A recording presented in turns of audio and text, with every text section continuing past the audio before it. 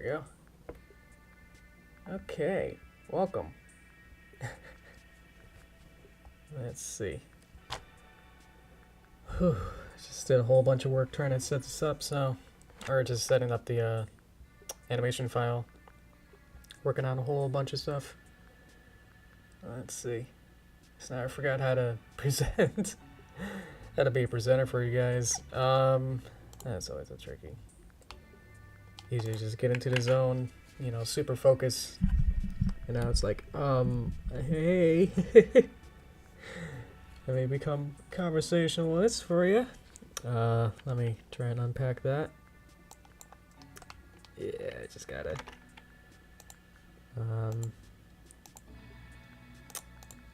Figure that out. There we go. Okay, cool.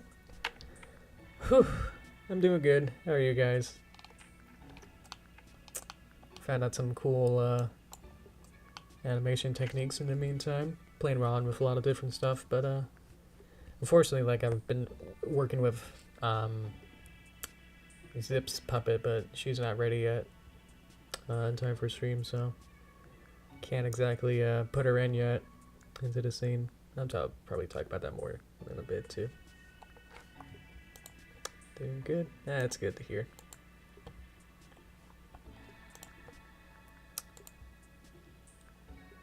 Yeah, my work's kind of going in and out, so it's kind of weird. Is everyone's all my coworkers are taking vacation weeks, or one of them's kind of did one last week and this week, and now the other one is gonna start their vacation next week. So yeah, just kind of I'm plugging away, but also there's not too much, so it's like it's hard to do anything. Anyway, I took off early on Friday. Boop boop doop boop doo. Zoom that out. Alrighty. So woo woo woo. Gotta get my energy up. Alright. Welcome. Hi. Alrighty. So a little tired, but welcome.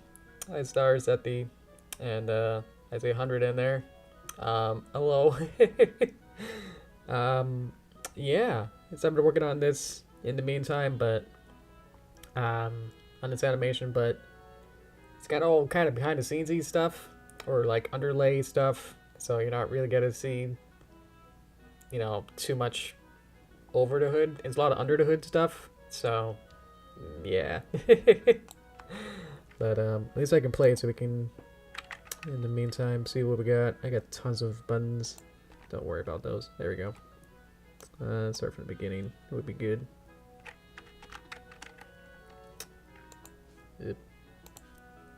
Beep. There we go. So we're gonna have Sunny become an alicorn, and then fly up. But then she's gonna do a flip, lose her alicorn powers, and then fly down, and then Zip and Pip are gonna catch her. But I'm apparently not reading when I click these buttons.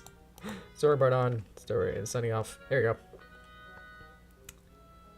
Do a flip, lose her powers, whoosh, and she's flying, and then Pip and Zip, which I said at the beginning that are not ready yet. I have to do all of the mouse controllers stuff and do all the hair stuff and clean them up before I put them into this file.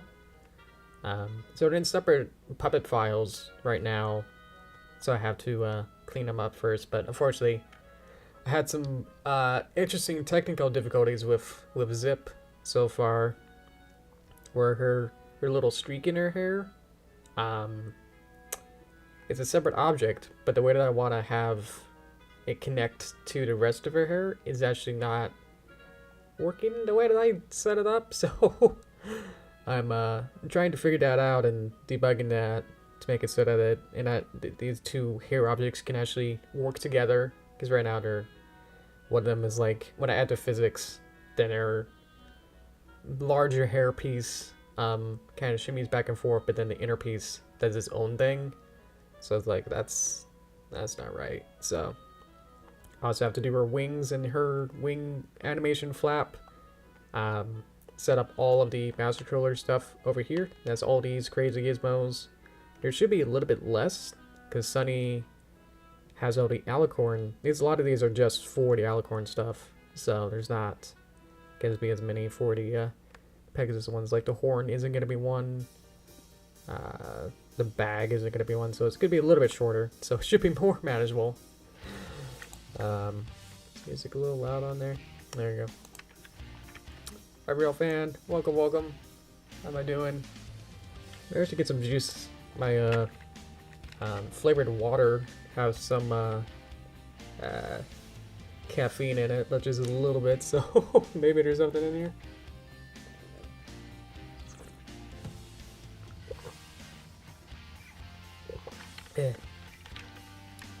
Oh, where's my buns? There we go. Hey, cartoons. Hello, hello. And everyone else who's just watching. That's okay too. Hello, hello. Yay. All right.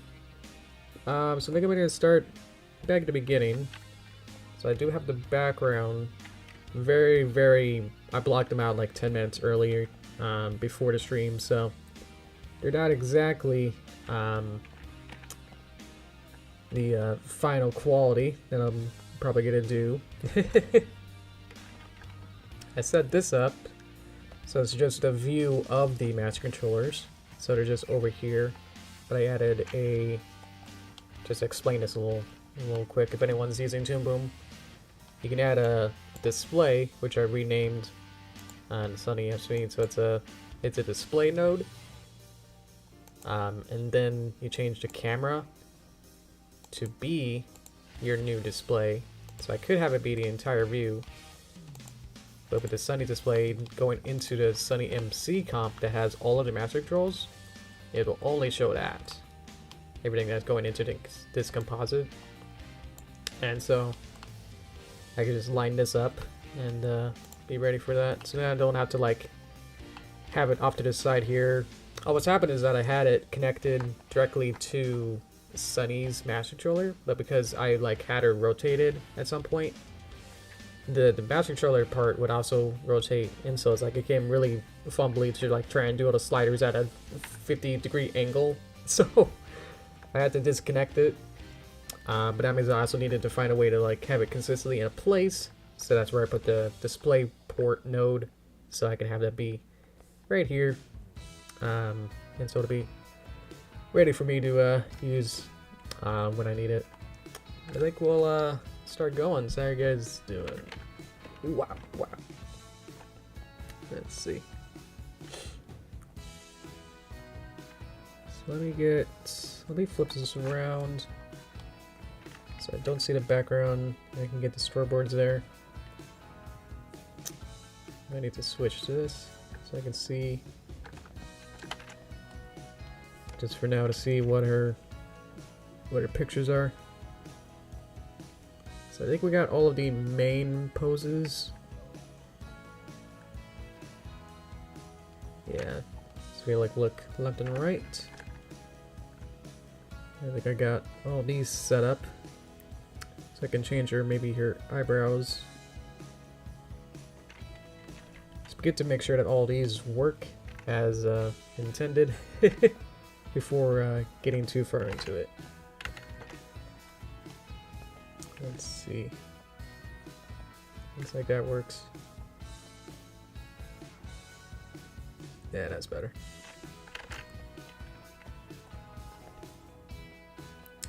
I want it to be more. I want it to feel more determined.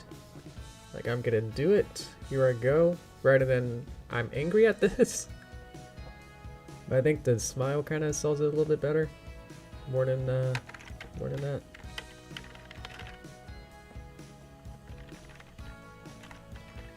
Also, I probably need to fix the physics there as she goes up, because that's gonna be a lot. Is her leg? Yeah, her leg punches here.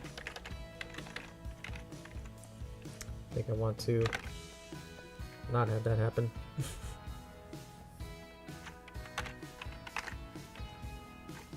See why. Okay. Yeah, so there's a... I don't remember making these keyframes, but I guess I must have. I almost want to clear it. I'm not sure. Unless these are for here. That looks better. So I think I have to move these keyframes later. So now she shouldn't punch. Still punching. Here's, I think, the deformer. It actually has some. Basically all of them here. So one of the things over. Added these different colored scene tag colors up here. So I can kind of see where the next shot is. It's actually super helpful. There we go.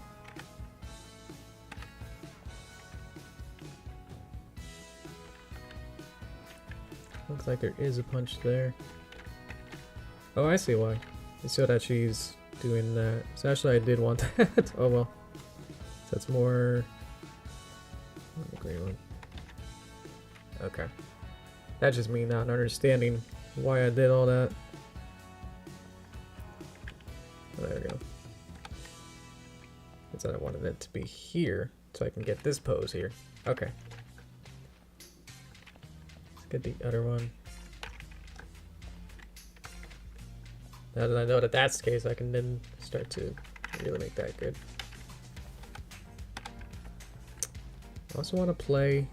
Oop, scene tags kind of aren't locked, so that makes it tricky. I also want to play with the bag, because the bag should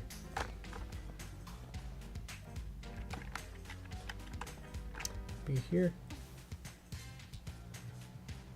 Bag not up here. Interesting. Oh boy. Maybe that's why it didn't work. It's because it's not visible somehow. I'm not sure. Hi, cool guy. Welcome, welcome. Starting to animate this. At least for now, I'm just trying to figure out where is my bag. Here's bag. Oh, the whole comp is disabled. Interesting. Okay.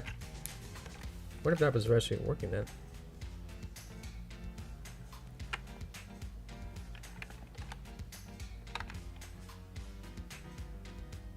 Yeah, okay. Okay.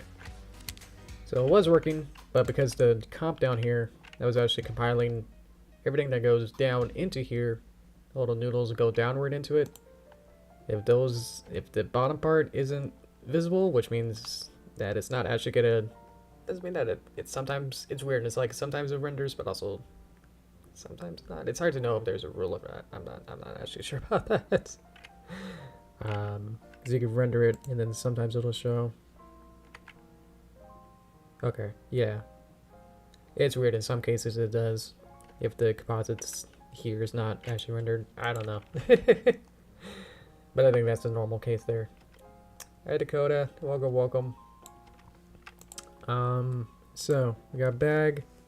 I think what we want to do is play with the slider. So that when she goes into here, at least when her wings start to go up, I'm thinking of having some effects, like some color effects to like kind of tint her whole body to do like one of those flash things of like, you know, like Sailor Moon just like turns into like a silhouette of color instead. Let's think about here, maybe like her bag would then start to disappear. I think which way is this way. So I'll just have a couple seconds where she's like, yeah, and then pop, it's gone. And that'll be gone the rest of the time because they won't be. Or, yeah. Would it make sense for her bag to reappear after she becomes like, after like, she loses her alicorn around here, which I haven't animated yet. I can figure that out, whether or not the bag shows up as well as that, if that's like her whole ready to her default state is normal back. Because I'm thinking with the bag would be part of her costume change in a way. Like she wouldn't need, she would have no need as an alicorn needed of a bag kind of thing. That's my logic.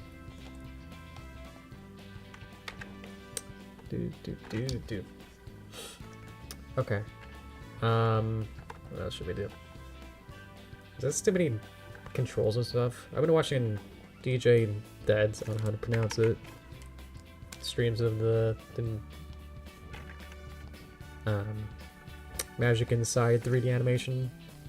And it's like, DJ's got like 10 times as many windows and like different views of her head and stuff. So I think this isn't too bad. At least it makes sense that you can see like a whole body, and then all the controls for it, and then all of the nodes for it, and then the timeline. DJ was like head up here, and then like sound, and then timeline, and then another view of the head, and then more controls, and like in the middle, and then also like a big 3D view that was rotating, and it's just like, whoa. So there's a lot of different panels, but they kind of here, you know, just kind of swap back and forth. So there's not 7 types of panels, it's just like the 4 or 5 here. But then they're all kind of collapsed on top of each other, so they're all kind of part of each other kind of a thing. Hopefully that makes sense. Like opposed to man at back sacrifice. That's what I'm thinking, yeah. Okay. Let's see. Let's see what the next pose is.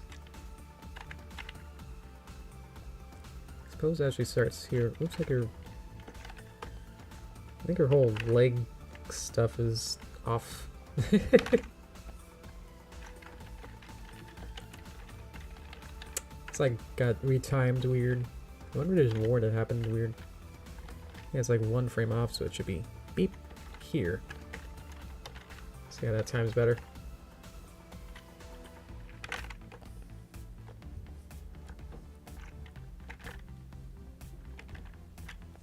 Fun part of this part is that I have a whole bunch of controls for it, so I can kind of move this over a little bit. Also, I got bag physics, so check this out. That the bag kind of wiggles. Pew. As she like moves over, the bag kind of moves back and forth.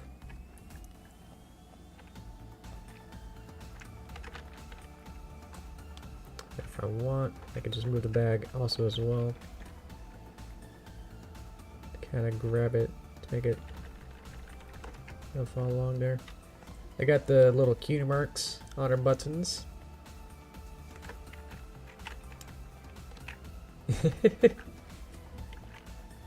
You gotta add those bag physics. It like really sells it a lot more.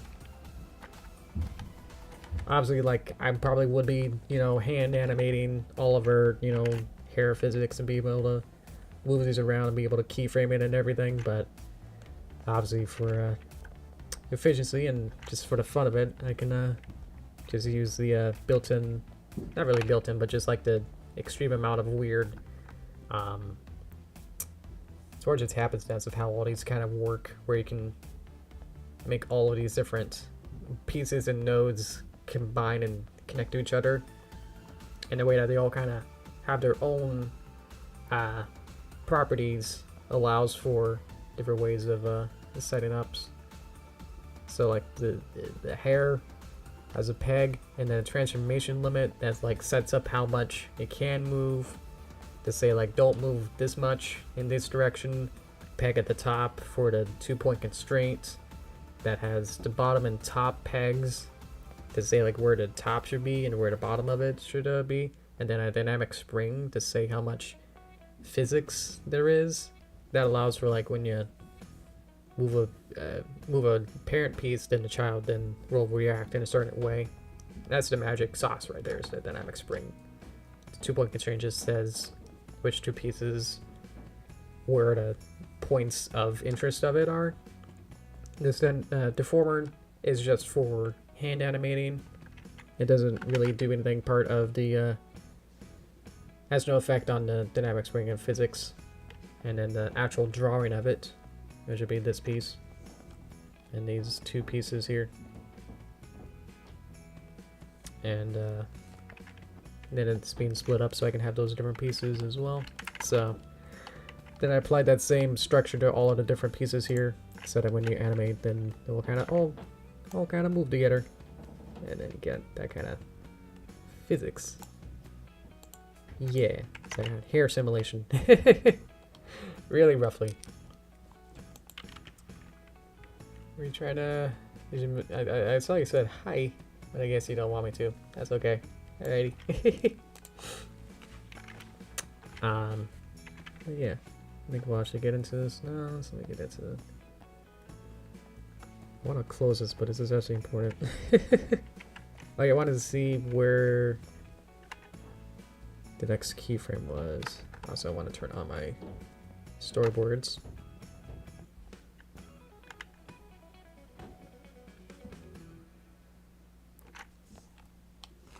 Okay. So I got distracted by the leg and I wanted to explain all that. So if we gotta go from here to here, we could turn onion skin on maybe and see if that works.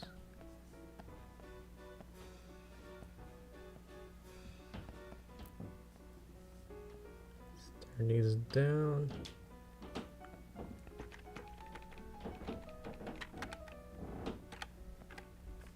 Let's change it back to drawings. Drawing says it works out, I don't know why. Anyway, so I gotta go from here to down here.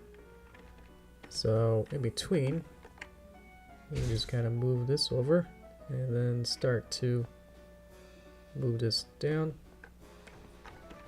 And then want to do a what's called a anticipation. So I went back 2 frames, and I know that she's gonna go forward. So instead, I'm gonna bring her back to like kind of reel her back in a way, so that when you play it, it just creates this like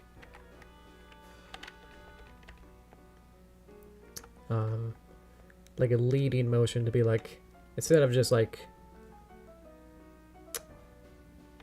trying to think of an example, but I guess like with, there's always like the baseball example where you don't pitch something where you just kind of go forward with the ball to throw. You kind of go, oh, I'm gonna get ready, I'm gonna reel back and then throw, you know. That's like the whole point, is to get more energy out of it. Is that if you reel back like a snake kind of goes whoop, bow, you know. They don't just spring forward. There's always like that a micrometer, you know, maybe of it, but it just helps a little bit. Yep. I'm also wanting to thinking about making a overshoot where instead she's gonna go forward a little bit further.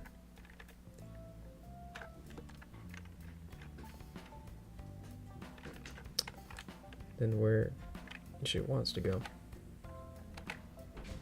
So that creates a little bit more of a determined, like I'm gonna poof, poof. Alright.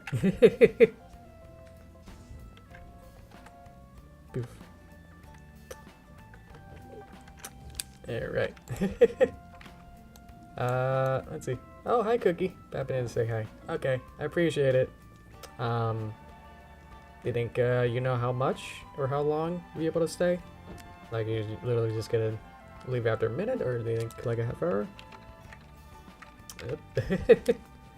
Probably so I can't see my buttons when I press all those, so that's why I'm always fumbling around there. For a half hour? Okay, cool.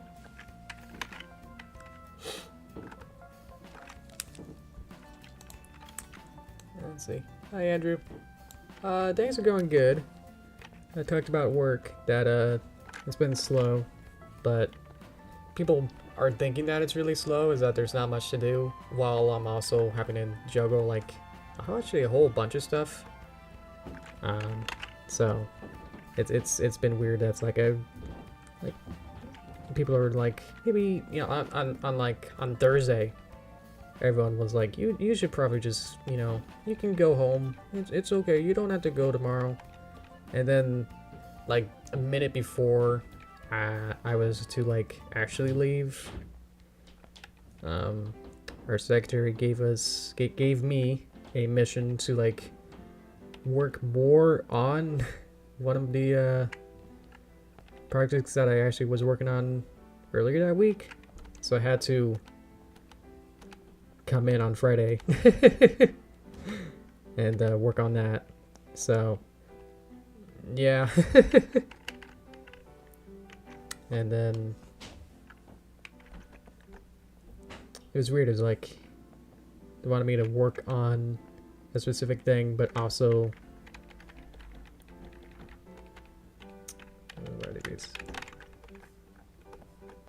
what else I wanted it to be. They didn't know, but they came in. They actually came into our office, but then they didn't know what they wanted. Like the customer didn't know what they wanted, or like what exactly they needed. So it's just like this. Okay, I'll do what you want, but also what? Like they weren't actually being, didn't know or wasn't able to confirm with it at the time.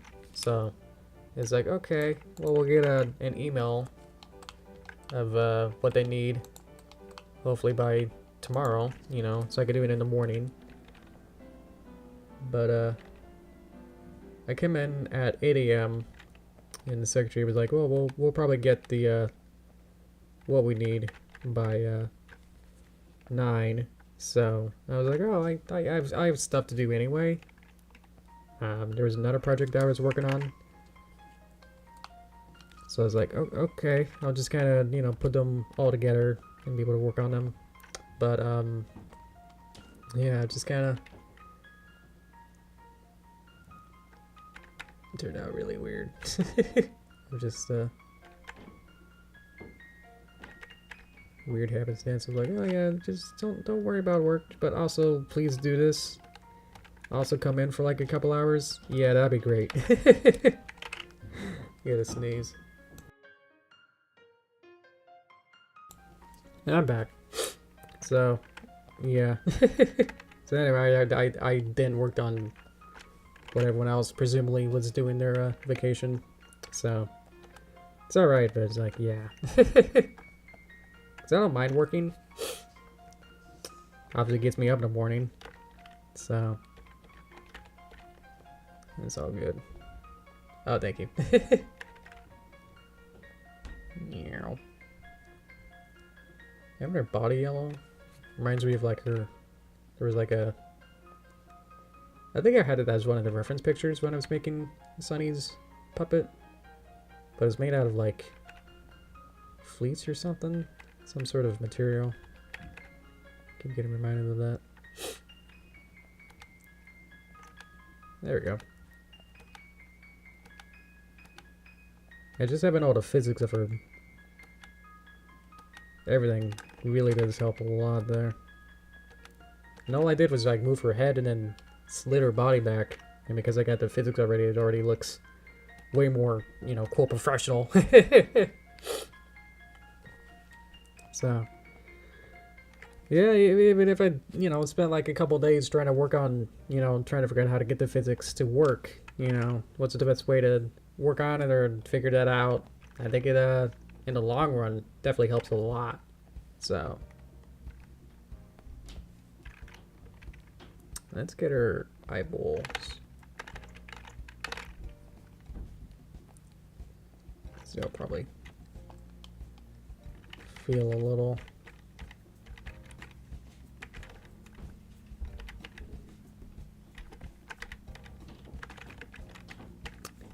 Ooh, let's get the eyelashes as well. Eyelids. So I got all these different frames. So I like to start from the middle and then basically just kind of go backward a bit. So it'll be this one, this one, this one, this one. Actually, what did that do? That really broke it. At least I could just get this. Beep, beep, beep, beep, beep. Did that work? Okay.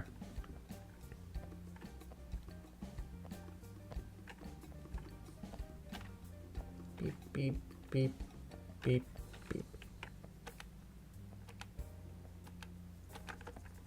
So now our eyes close. But yeah, just making sure that I spend enough time to make the puppet as, you know, quote, complete as I can, means that I can then animate it with relatively less hassle in the long run. So it does help to make sure that everything here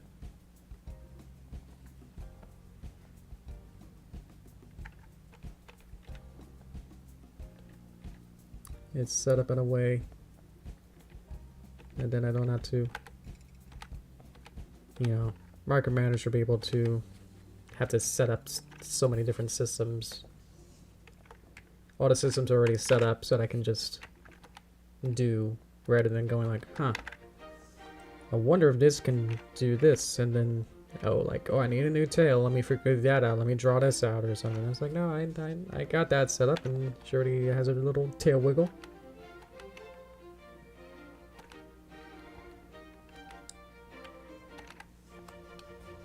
So I wanted to do...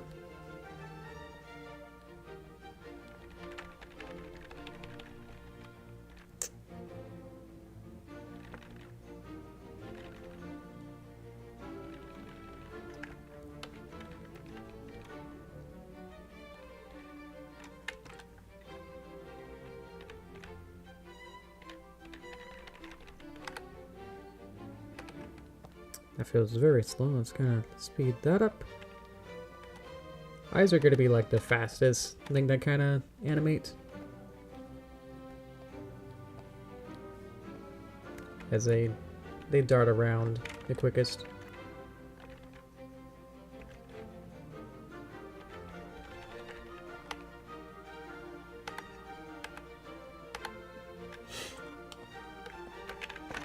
Let's see. Let's get the eyebrows.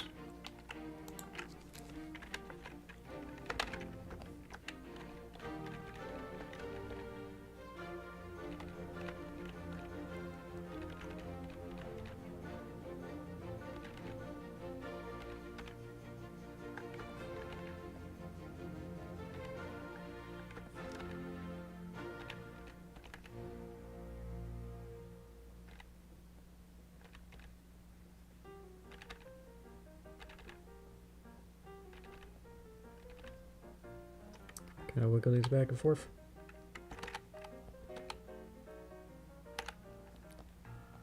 And obviously, the more things I move, add more interest and more.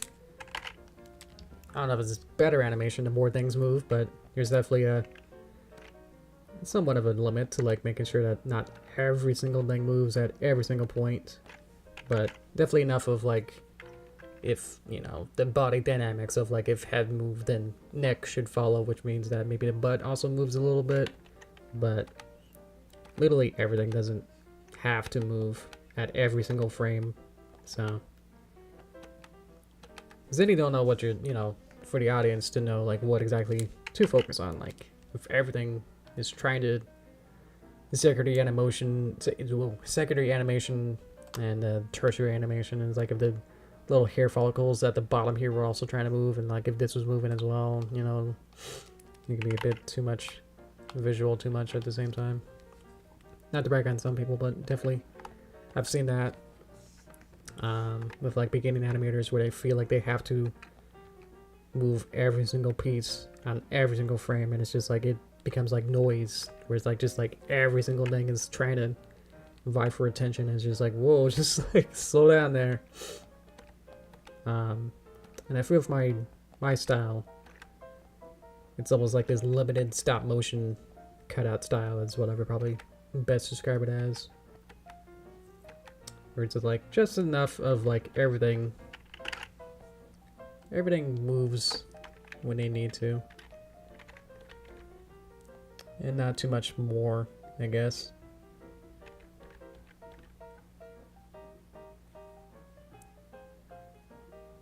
It's gonna maybe do that every frame and it made the pores look fidgety. I know, it's like with hand drawn, you definitely run into that risk of like if every single thing is trying to like an Ed and Eddie, that kind of like squiggle vision. Or is it just like every single thing is trying to like add some motion when it's like it doesn't need it.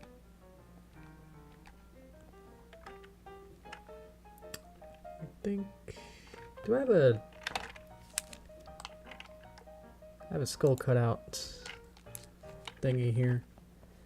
It's this extra object that I have that's literally just a circle, but because of the way that I noted it out, just like has these other stuff that's way too complicated to explain. I'm able to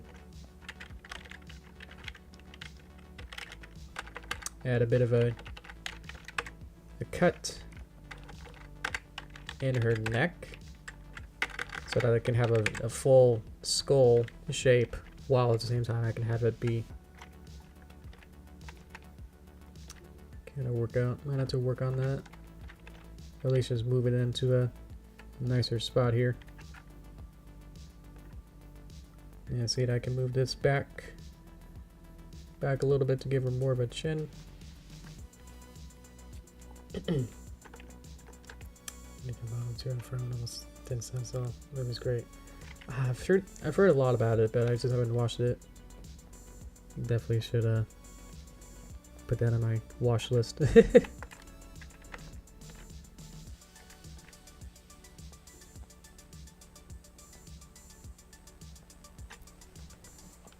Is it like a Don Bluth style animation? I know it's not the same director, but is it that kind of...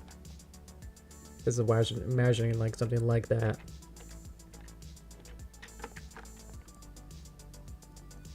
It'll be kind of that essence of it. That's what I'm getting from it. Yeah, see how much better that does. Moving that over there instead. It was here. Beep. There you go. That's more of a neck.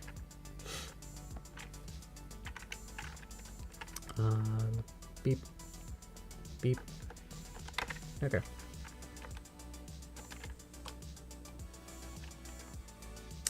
Let's do a little body squash and stretch as well. I know this is just for one motion, but it's like it's gonna sell it a lot more if we really sell it up.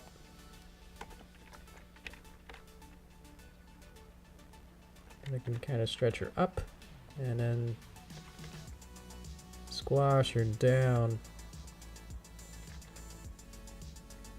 I like to have this have a little bit of its own synchrony motion, or at least just kind of be a little bit slower than the rest of her. Like I had her body kind of go downward, but then I have like her squash and stretch be still going down as she was trying to get up, so it's kind of adds this extra little bit of weight onto it.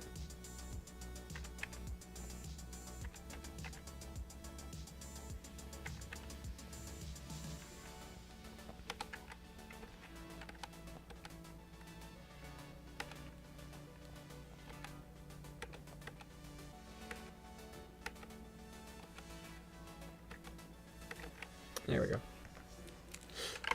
Okay. That's why this animations take a while.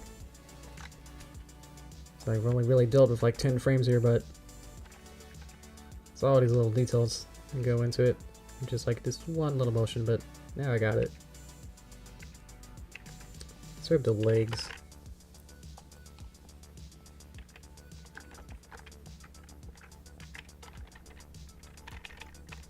Yeah, like as her body kind of goes backward a bit, you can kind of have these kind of go back. These kind of bend forward. These can continue bending forward. Until about there.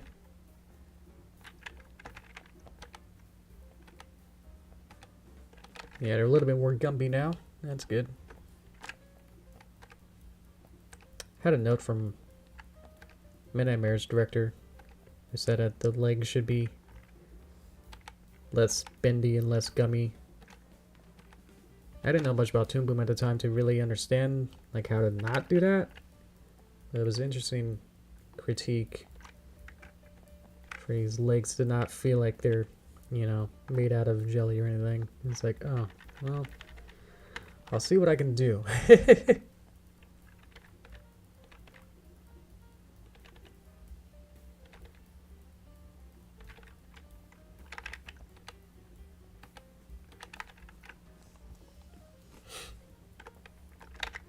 Hi, Deadpool. Thank you, thank you. I had some water earlier, but I can definitely have some more. Got a whole glass here.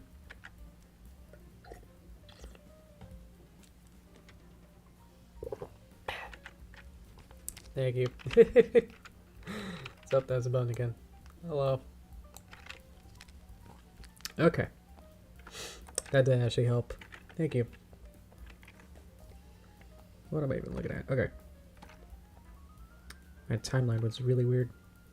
Okay. So next pose is over here.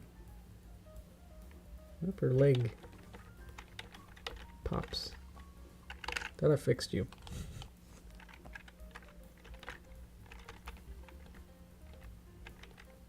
See that? There. Okay. Jeez. Okay.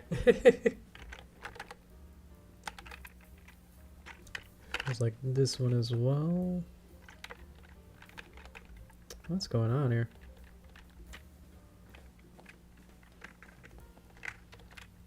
Oh, look at that. These are... Whoa. Not synchronized.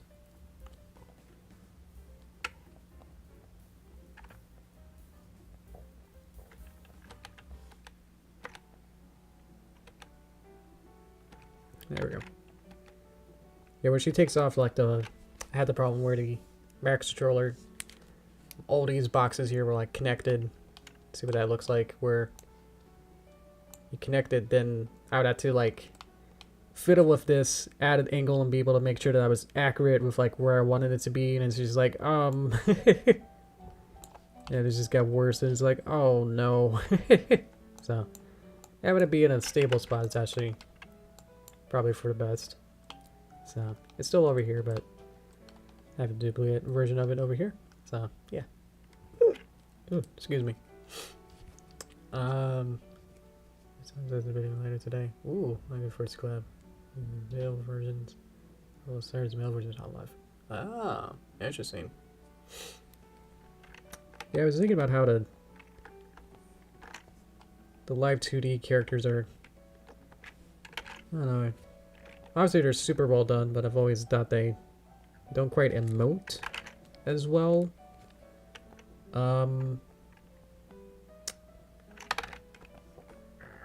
Where it's hard to like really see like them really exaggerate their emotions, like they're very I don't feel like they move their eyes around too much. I feel like that creates a weird feeling. I know mine's not too great either, and I definitely have, you know, probably some problems with mine, but I feel like they're professional ones, you know. It feels like their emotions are only really baked into specific, you know, like I'm going to have an emotion, kind of one of those triggers or something. So that's just me. Why has my neck been off so far? It just like got completely out of line. Jeez.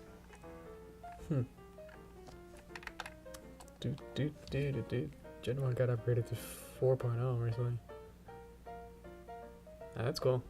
Not sure what you mean by that. Did I see Missing Out? Yes, I watched it a couple times. But again with that, I'm sorry, Minty, but I feel like you're should I say it? I'm gonna go ahead. It's an honest review.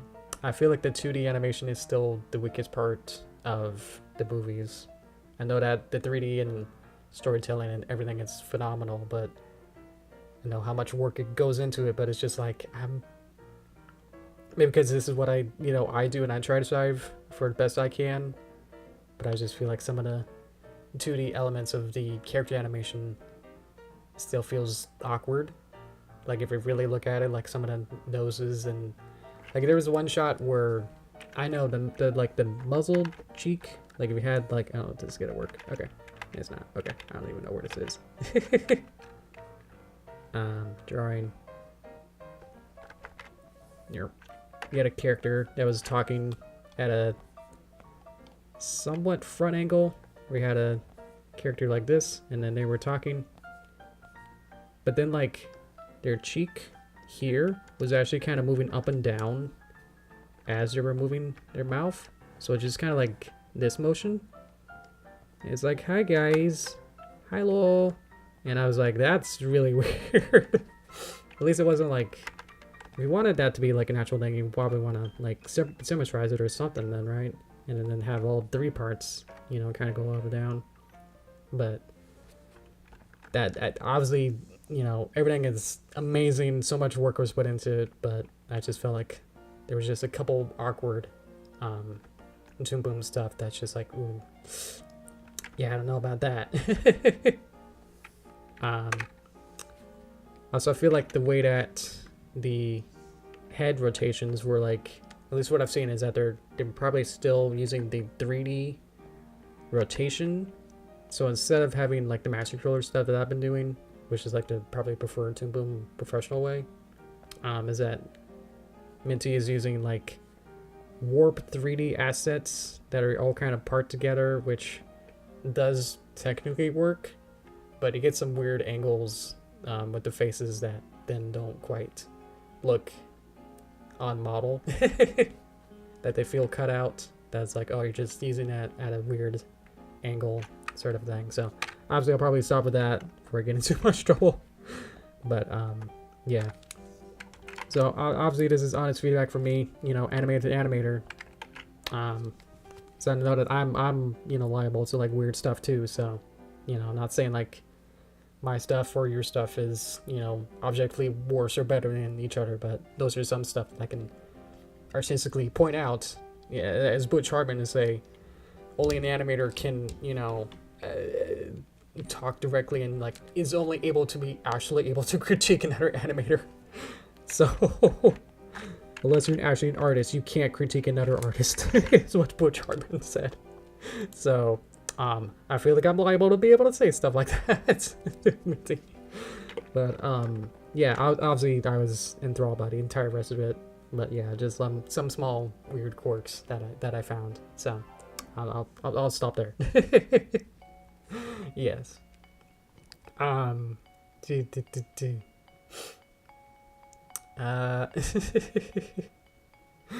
Whichever. I know. But he made your childhood. You gotta respect that, you know. Okay. Where did Bag go?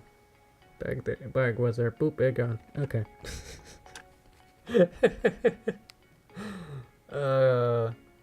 Do. Good backgrounds. I know the backgrounds are amazing. From Into Roots and the muzzles were really like, yeah. The project with Josh, he did a while back, and work with you. Like, good part about that project is stories weak and full of holes. Yeah, I think the Josh one that he's talking about is the Folly of Celestia, which I made back in 2016, 17. I appreciate that. Thank you for that compliment.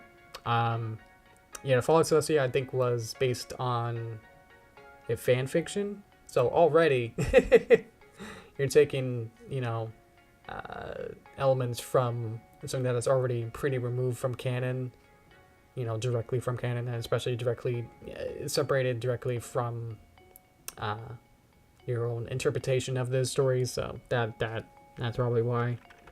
And then Josh had to probably pare down a full,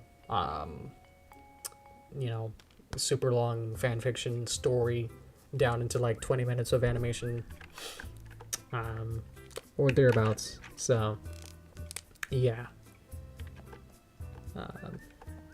so that's probably why you would get that kind of feeling, is that it's not quite,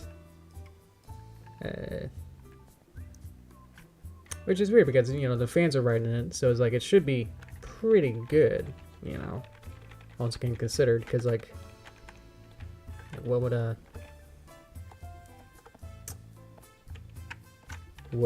Hasbro related director be able to, you know, write something like that? Probably, but also legally, probably not. You know what I mean? Like that's a bit too much story heavy of it being related to like too many past episodes, I guess. So what I'm saying is that it was just like too heavy on the canon. That's like, it probably be too much. Yeah, you probably can't sell that as an individual episode, and it has to be like a super special, and it's just like too much for fans, you know.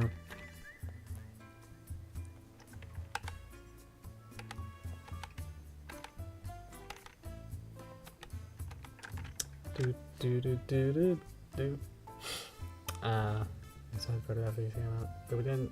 Oh, you probably heard it at the same time. Okay. Yeah, I mean, it was a job. I think I don't remember what I got paid. Oh, I did. Okay. I've had so many off and on experiences with that I sometimes forget. Yeah, it was super fun. I definitely learned way more about Flash than I think I had, and definitely working in a collab environment was super fun. People to talk with other animators and storyboarders along with it. My like first couple of streams on YouTube were about to follow Socia. So that was super cool.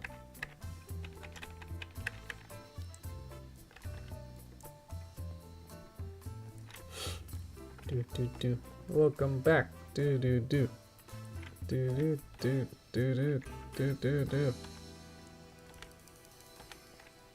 Wondering what's going on here. Investor. Oh, okay. I feel like this should be a little bit more.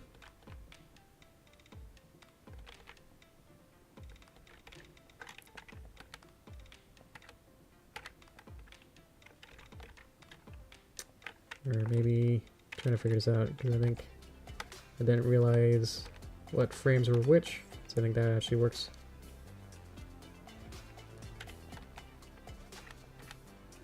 That works better. Okay, yeah, I had too many frames there that actually slowed it down. Had to be more consistent. Oh yeah, she fly. I probably should have her wings flap as well. That'd be good. Where am I? Wing flap. That'd be this one. Jump on. I like Mario. Yeah. I'm trying to make it a flap.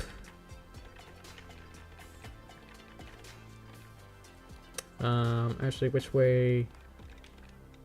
So the wings here? I had to think about it. Is that they have to go. Whew.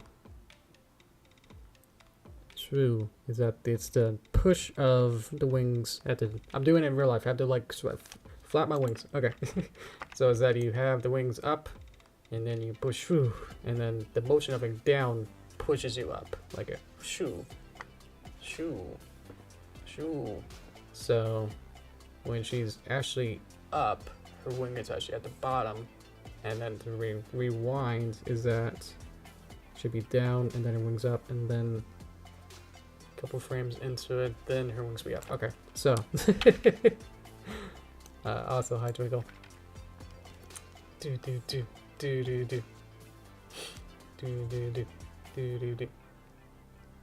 I think we can. Obviously, you're the moderator to know how to do that. But yeah, how to do that for the timeout stuff. Because I was thinking, I was gonna say like, oh, maybe it should be like reset every stream. So everyone gets like a 3-shot 3-strike thing per stream. It's just unfair to have someone come in here and be like, oh, you're already on your 2.5 warning. Kind of thing. Hey, Padra. Long time no see. Welcome, welcome.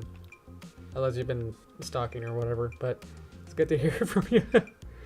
Hello, hello. Yay. Let's see what we got so far. So we got some animation. We stopped about there. Need to get a flip around. So yeah, it's just a lot of this work. Do. I'm gonna see so many times. Yeah. Let's see. Next up is what I was trying to figure this out was the wings. Is that so frame here? That's where the wings are down. So that means wings are probably here. Yeah, that's the last one. Figured that out. And then we'll just kind of go backward. That's what it says. This is frame 9. So we'll just go to 8, 7, 6, 5, 4. So, shoo. Shoo. Shoo. What if it's slow? It's probably fine. Let's grab these. Is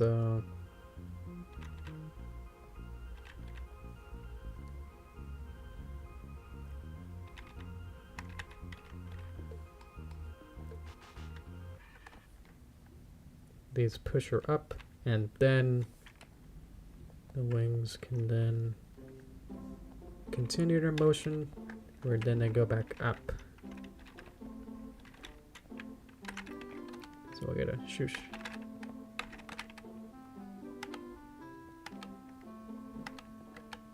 That's definitely selling that as a flap now. Definitely needs to do the body dynamics of her body.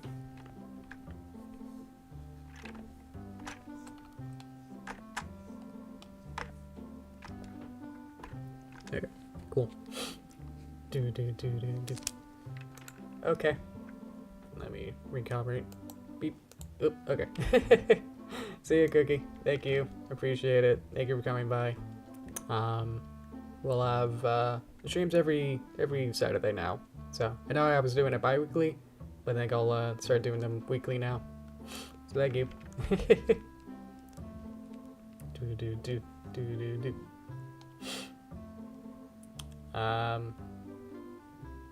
Someone comes in and breaks rules because they're not reading the rules as well as it. I know. It's just hard to figure them out.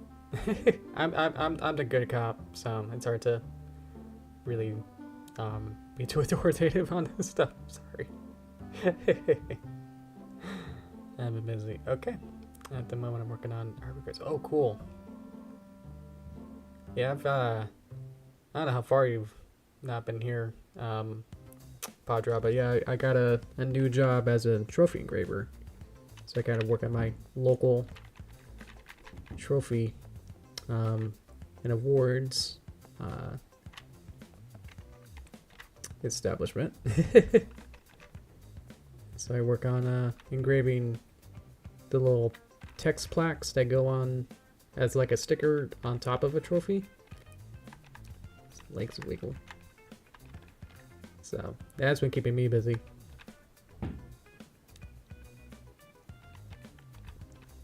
It's good that you're still working on art. That's always admirable. Keeping up with all that. 'Cause that's hard to do. You know, you get art block and like other crazy social media stuff.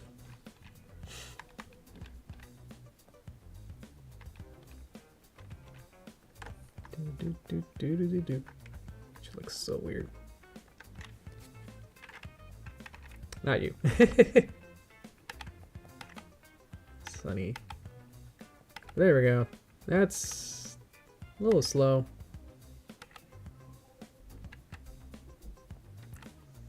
I think it works. think I need to just have her.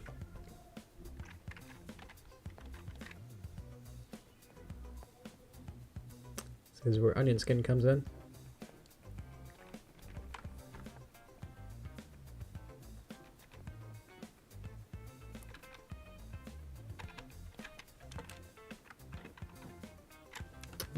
Go a frame later.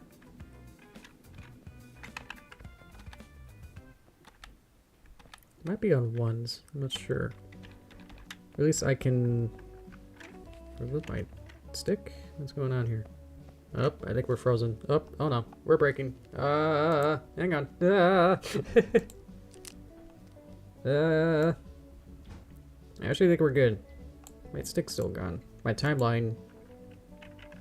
Ooh, it's really slow. What if I should restart it? Probably have, you know, 100 billion different processes going at the same time. That's why timeline is working. Okay. We might be good. How you guys doing? Okay. Oh, okay. See ya, Padra. Sorry I missed it. Okay, see ya.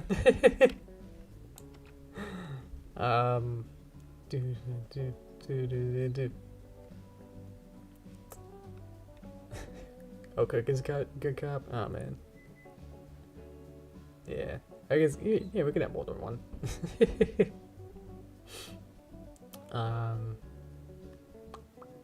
New Puss in Boots movie. Oh, cool.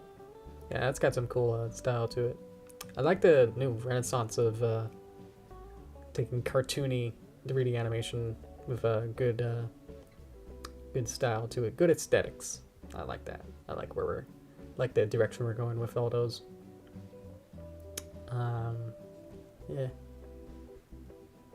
You did go shot in the top 10 changed by MLP. Yeah, I got there a couple times, which I'm super grateful. Especially because it's a voting thing, so I'm glad people are actually either watching or know about it. And now my timeline broke. Okay, yeah, I'm probably have to restart this. Be able to get on there multiple times. So thank you so much. Let's save this. Yeah, I think when I play with the timeline a bit too quickly, it disrupted something. Actually, it's taking a while to close now at this point. Yeah, it's always fun to like hear the commentary by Little Shy, because now my videos are, you know, they're silent movies, so it's like to hear someone like try to figure out what even I was trying to go with the story, you know, where it's just like Derpy finds herself in a new adventure in a city on a boat. What's going on? To hear what he has to try and figure out what he's watching. I like that.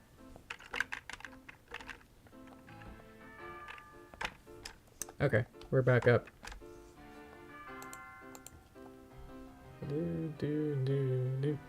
Okay, this is what I mean, like the timeline stick. I don't know what to call it. There's the red stick of knowing where I am a meter. Okay. Where were we? Where were we actually? Okay. Give it a good theater police chief. It's just the janitor. That's not inaccurate. Do I like cookies or biscuits? Ooh. Well, I'm trying to imagine what a biscuit is. They're more flaky, right? They're more European style, right? And cookies are like chocolate chip and fluffy and all that. But to choose between them, I'd probably do a cookie. I actually had some Girl Scout cookies yesterday. They were the big yellow lemon ones, and they weren't too bad, but my body's definitely not sugar tolerant, so they were definitely they were stuck to my teeth and just not that fun. Ooh, we still got the wings. Okay, good. We saved it. Yeah. All right. So what I wanted to do was not move that over. And I wanted to convert this into a tween. Beep.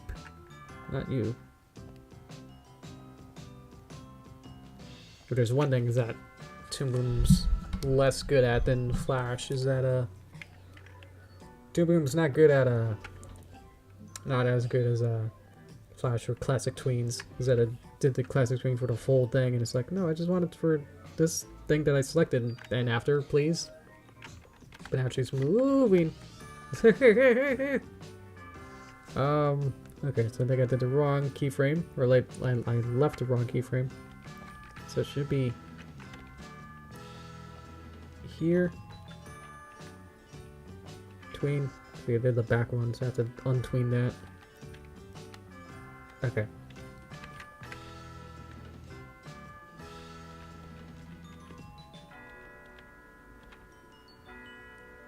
And let's kind of move this back a bit. I want it to like speed up, so I think I can I play with these. Yeah.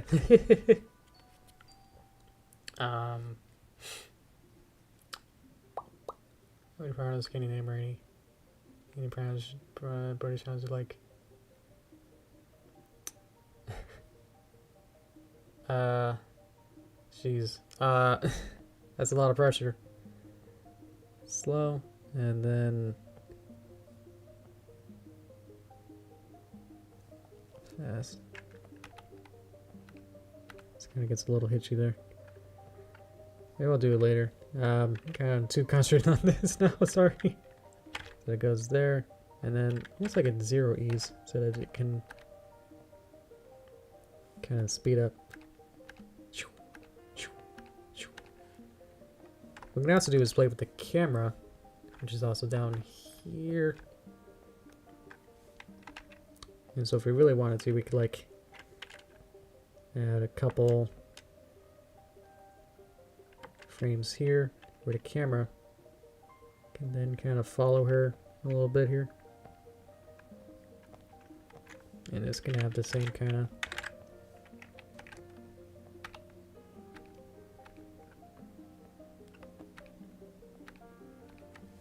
feeling there.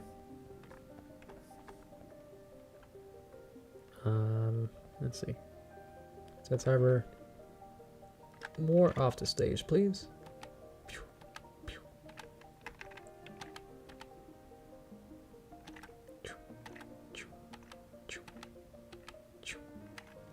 It will have some speed lines or something. I could probably add those in sometime later.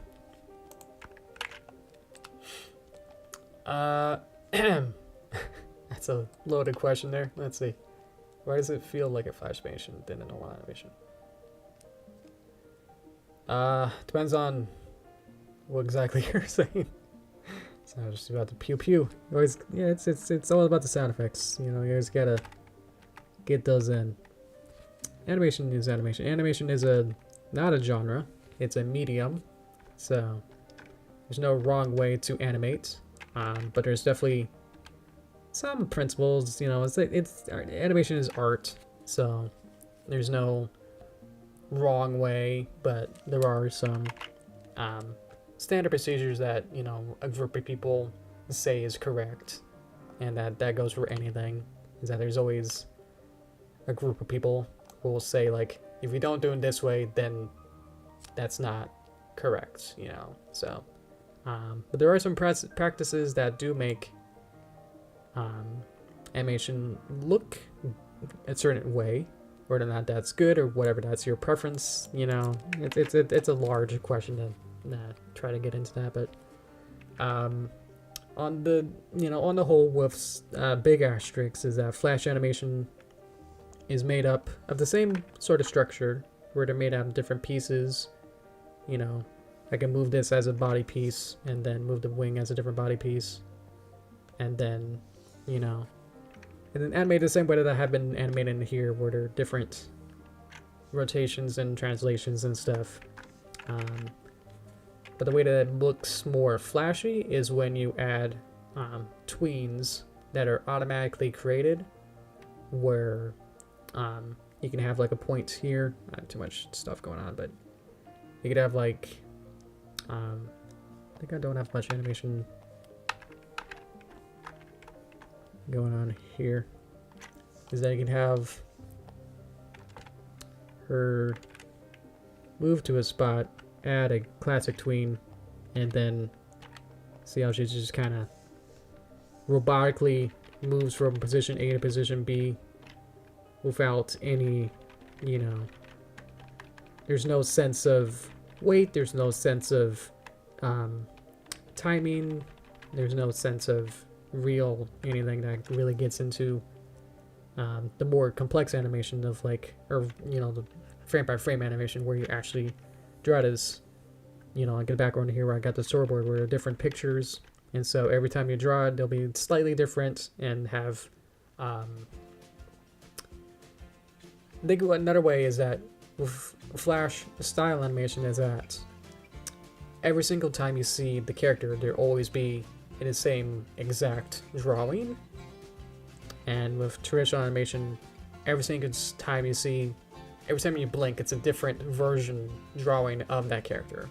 But with Flash, every single shot can potentially be the exact same character model of the same drawings, position, and you know, like every time you see like NG4, every time the characters would be on every single frame, they would be the exact same drawing of the eyeballs. And if you go from season 1 to 9, they might be the exact same drawing of the eyeballs, as an extreme example, you know. But with traditional, they'd be 10 million different versions of that eyeball being drawn based on frame rules or whatever. But it's like creates that inconsistency, but like creates that interesting, more different fluidity of that kind of style. So Flash style is everything is exactly the same, feels more robotic with this style of animation that is typically used, where you just kind of move from point A to B, and sometimes you add a easing if you're fancy. And so it's like a lot more streamlined and a lot more definitely made for efficiency rather than going for extremes of artistic expression in a way. Not that it's not, you know, expressing yourself in an artistic way, it's just like an easier way, streamlined, easier way to keep consistency and the flow of just like reusing and recycling the same pieces over and over to be able to create, you know, this kind of style. So something like that. Hope that answered something of that question. But yeah, Flash is more digital, of just using the same stuff and then moving it, and yeah, what I've been saying. So yeah, do. GG is apparently animation, exactly. Yeah. Do. YouTuber, thank you.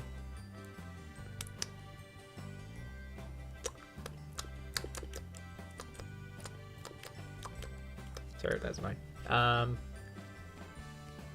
Which generation is better? Obviously, 4 is what I got into first. I did watch a little bit of G3, at least one of the specials. I think it was the Minty special, and that was actually not horribly bad. Obviously, it was, you know, much more kidified. I don't know if that's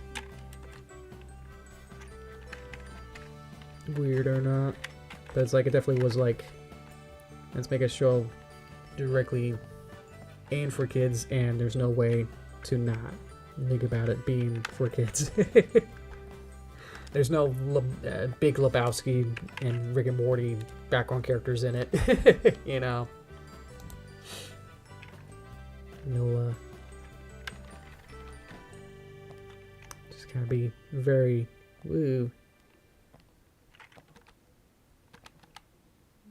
very simple.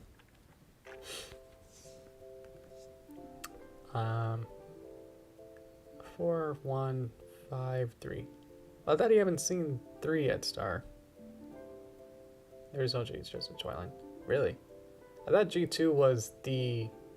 You're like in... They act more like humans, where like they sit down like a human and then go to like there's like a diner or something. Or would that be like 1.5 then or something, if that's the case? Yeah. I think I played like the DS game of G3, and that was something. I think I beat that like in one sitting. So trying to see what these all look the same to me, so I'm just trying to figure out which one is which. There we go. Excuse me. Ponytails is G1 still. Oh, interesting. I mean, with Transformers, you would think like every show is a different generation. Like, is Beast Wars like still part of G1? I don't know. That's a completely different thing, but yeah. Just cushion it out. Hopefully that works. That's a little much.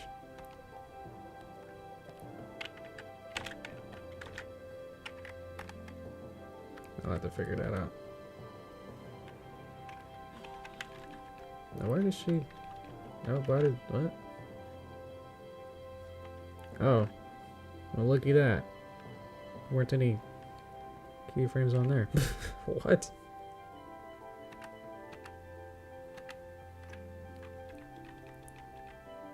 What?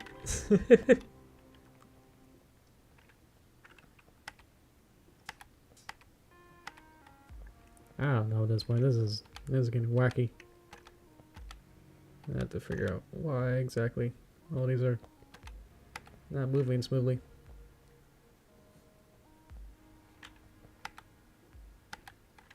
There we go. And then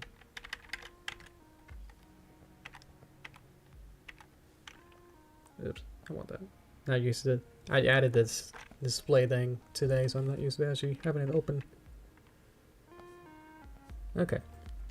Am I actually done with the first shot? I don't know. No. You're Bruni. Still sniffling from my sneeze half hour ago.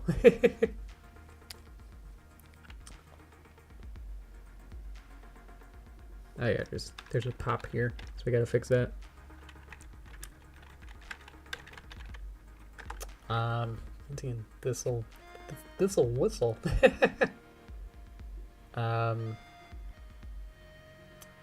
Watch all G1 movies, the show, and Ponytails. But have you seen G5 yet? In any of that, Star? Like, why stop there, you know? You already got too far. Let's see. I should have put it above usually because I assume that's more effort put into it. I haven't watched every YouTube special, but there's but what I've seen it's been a mix between Pony Life and actually the regular movie, like the first one. So it's like actually Pony whatever YouTube one is actually not too bad, and they're like in 5-minute bursts episodes, so you don't have to do a huge time commitment if that's what you're afraid of, as well as the in case you don't want to watch the full movie. Just totally understand that.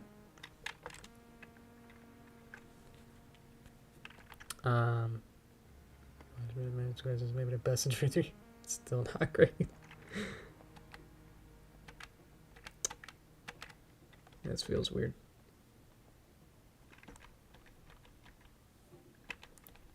This is also a problem that sometimes happens, is that, see how this is just a rotation.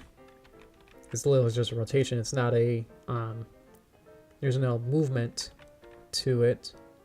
So I want to move this forward a bit.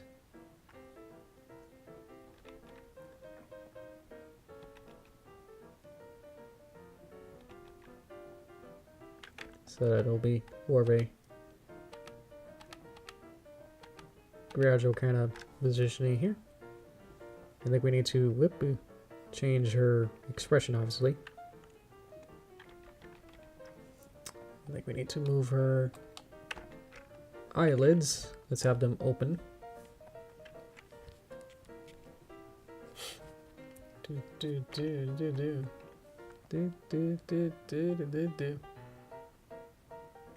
Oh, I appreciate that. Thank you.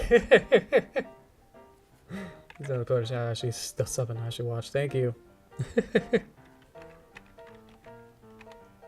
Let's see. So we're gonna open the eyebrows. So actually, we need this one, then this one, then this one. So that's an open eye. Oh, sorry about that. We could have her kind of like wink open. Or like we keep one.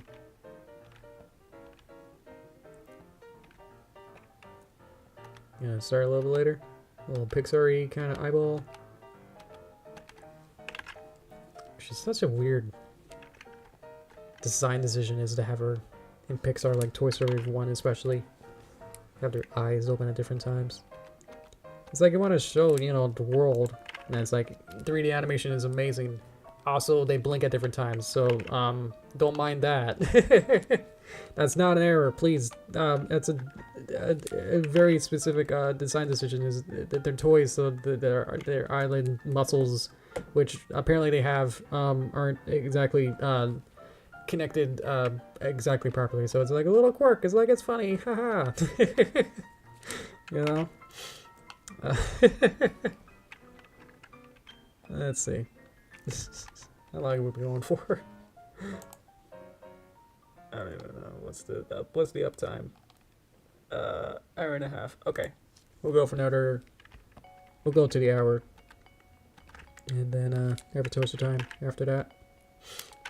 So let's at least get to blue section, which will be down here. It's another 10 or so frames, but knowing just how many different pieces there are to all this, this could take a while. There we go.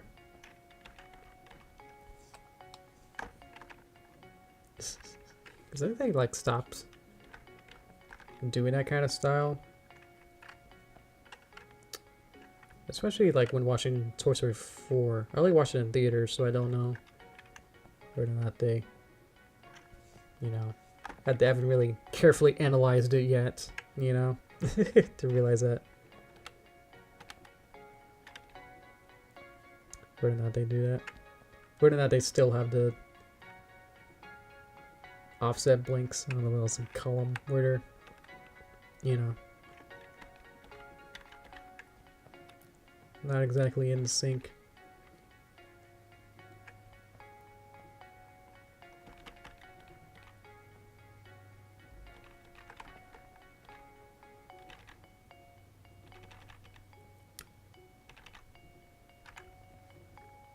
Move these over and then add an in-between per se. Pieces. What did I say? Pieces.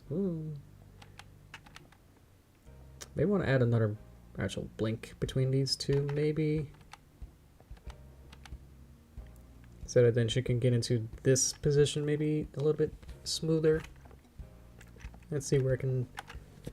I play with the timing of it, but definitely want to add some sort of. Actually, kind of moves over. That's another like one of those just like, ooh, you should do this kind of a animation principle.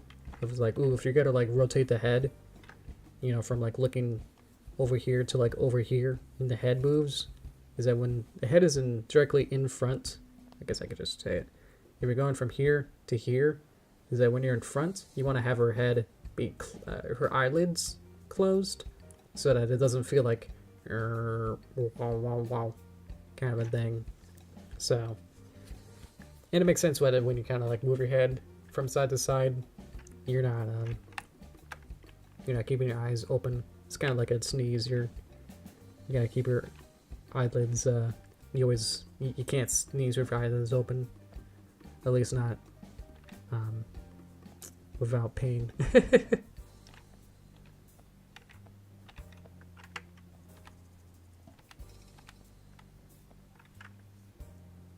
Oh, she cute. Skip that one. It says reanimate her eyes, but at least that just adds a little bit into it. Pretty quick. Actually, it's too quick because we didn't have the pre-frames of these eyelids. Oops. Oh, what's going on? I do find the Toon Boom's frame picker a little bit awkward. It said it sometimes just adds frames, like it's just added that.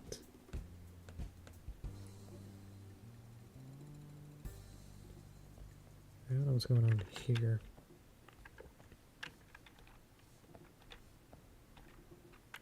Sometimes it doesn't feel like it's really adding the frame, or at least not in the right place. Okay. That's good. I'll go back to eyeballs.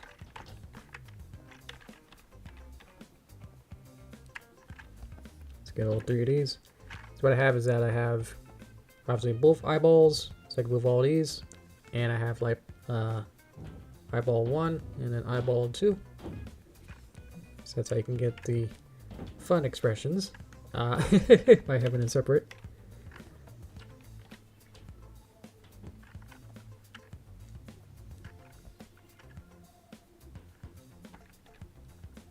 I do have a problem where I usually do have the eyeballs kind of cross-eyed. I don't really see that being... That's not too much of an issue.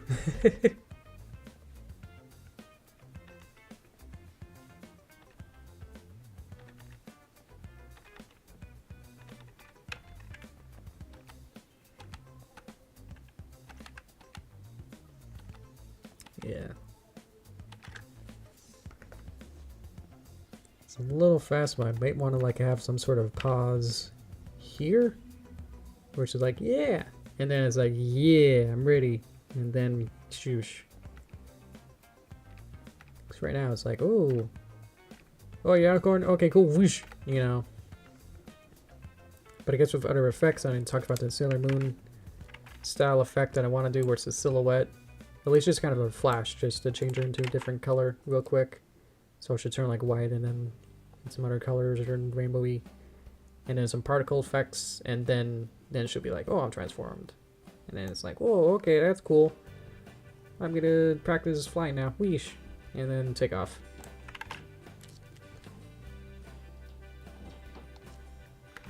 For now, I just want to do some more head dynamics. So I think these are pretty static as for now.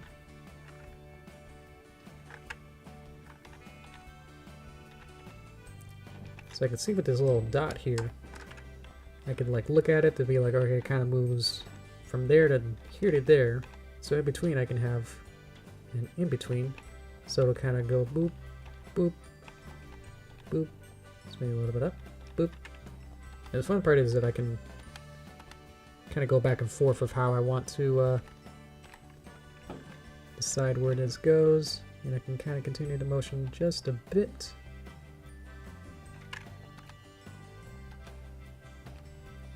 And to add a little bit more slight rotation, which obviously with Flash cartoons, again, you probably won't be able to get this.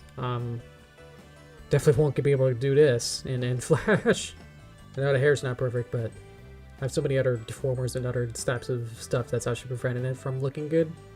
So that's why. But definitely don't have this capability in Flash. You can have certain pictures that are designed to be, you know, these different... Like I made these poses, which are on the edges here, and then once I made those, it's actually Toon Boom that's able to interpolate between them, so that's why I get this move motion. So it's not so much as I made every single pose and then it's just, you know, magic or anything. It's just like I made a couple different poses and then Toon Boom's figuring it out for me.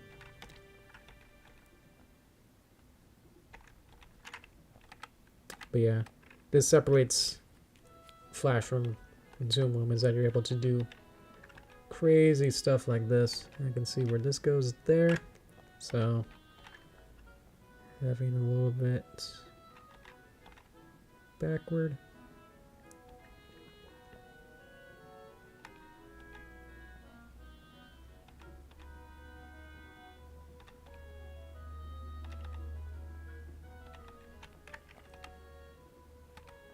Creates that kind of like, ooh, kind of more 3D effect. Which is, I'm sorry to harp again, but it's like, that's what Major Root was trying to do with all of his 3D work, or 2D character animation work. I just felt like, to me, it just fell flat a little bit. It was just like the execution of it in some areas. I also felt like the lip sync was also a little bit off. It was really weird. It just always it took me too much out of it a lot of the time, which is like a lot of that. So I'll stop.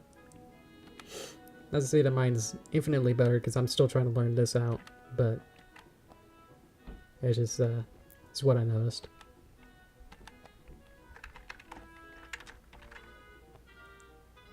Whoop, whoop, eyebrow.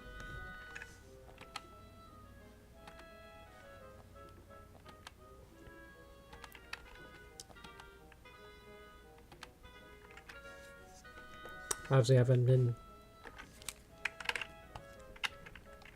like, I didn't make a 15-minute, you know, movie with like 100 hours or more of post-production to hit with voice acting and everything. I haven't made a full production like that, but definitely with a small scale, like just true Toon Boom animation is definitely what I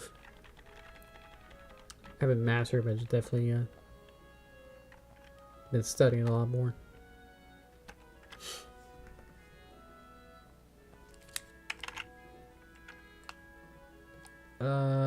I want to, what do I actually want to do? I want to work on, oh, the hair physics. Right, because when it changes to here, I would like to fix this. So I think I can figure that out. So I can find out where it's good. It's pretty good here. And then find out where it stops being good. And then prevent that from happening. So here. So I have a slider. And so this slider, Sun Physics, controls a whole bunch of different pieces. So what if I can, what if I'm selecting, I am selecting it. That's this one. And it controls all these different dynamic springs, and it's the active attribute. And so in setting value from 0 to 100, and so all the dynamic springs are the physicky parts that tell Toon Boom like whether or not to, how much to add physics. I don't know how to describe it, but basically what this is saying is find these nodes that are all these dynamic springs, and then find the target attribute, which is active, whether or not it's on or off or not. Set the value, and then from 0 to 100 for all those pieces, and then that works. And so it should be able to turn it off.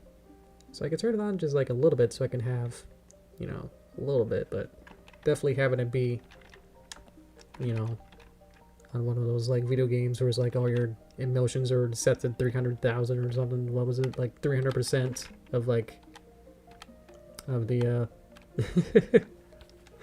of the facial expressions. So to prevent that, I could just do that. So I had to go in and actually pretty much, I didn't have to like code it like that code that you saw, but I did have to like understand it enough with the nodes to go like, I want of these specific pieces, I want these pieces to have a certain influence, and then know that the slider thing here will be able to help me with that. And I think that helps here as well. I think it's actually set pretty good. Somewhat. So we can turn it down a little bit here. We can turn it up a little bit to get that still like flow.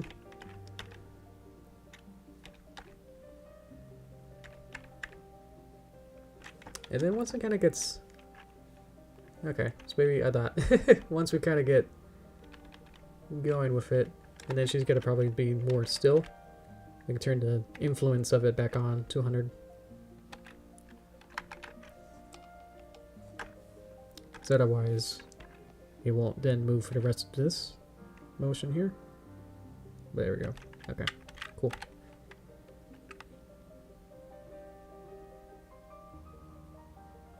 Cool, okay.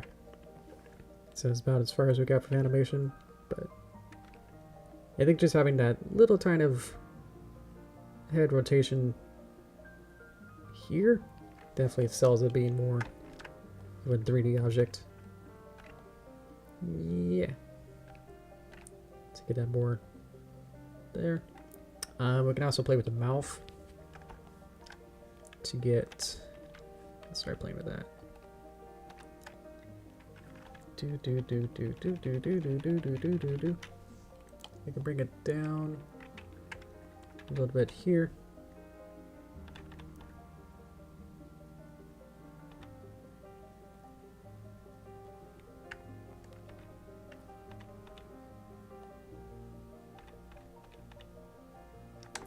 And so we can see here to here. So in between would be somewhere right here. I honestly have to make this mouth chart here on my own so it can be dynamic. It's made out of like 10 different pieces that are all on their own very complex. So there's a whole bunch of going on here. This is just for the mouth, like how many different pieces. Basically you have the lips, the upper teeth, lower teeth, the tongue, and then the inside of the mouth. And then there's a like weird cutter at the bottom here.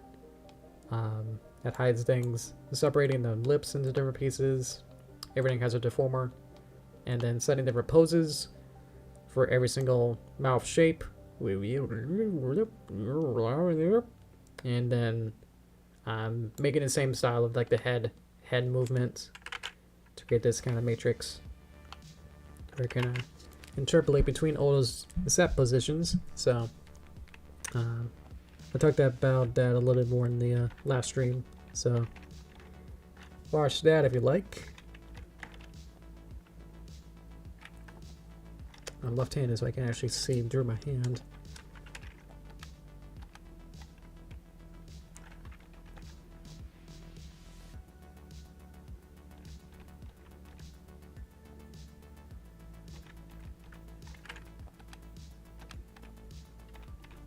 So I can then kind of see where this is, and then add a keyframe there, and I can then have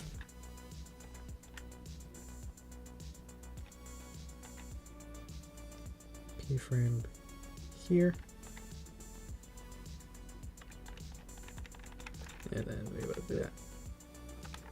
So now her mouth kind of transitions from these poses a little bit smoother. You can always go back in and actually change it. So that's also magic, is that I can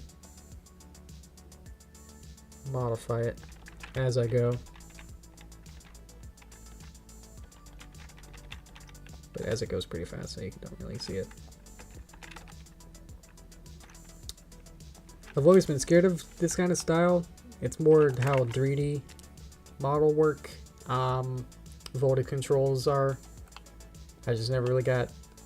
I was too intimidated by these huge controls that are just like, whoa, you know. I just wanna move all the pointy parts and be able to move the head and be like, oh, okay, cool.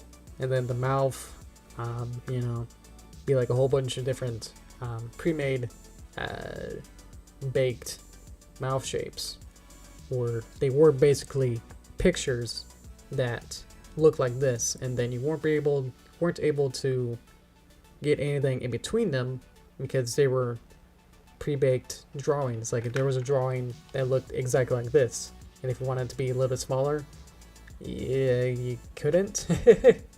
You couldn't have a different variation of this one. So being able to create this matrix and actually spend the time to figure it out and not be too scared of it, breaking it down, and then having a bunch of different tutorials and wonderful template by Matt. I forgot your last name, but I subscribed to you so you can check that out. Where he made this shark puppet that was like made to show off how cool the mouse controllers were in Toon Boom are.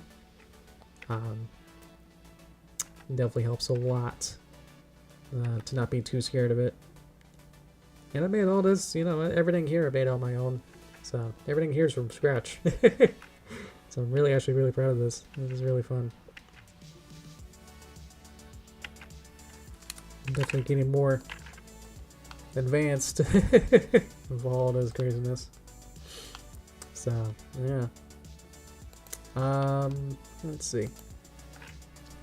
Let's see if there's anything else in the first shot that we can... Have we not touched yet? I think there's some cleanup stuff, like I think her neck still is here. I think your neck swaps position here, so let me just clear that out.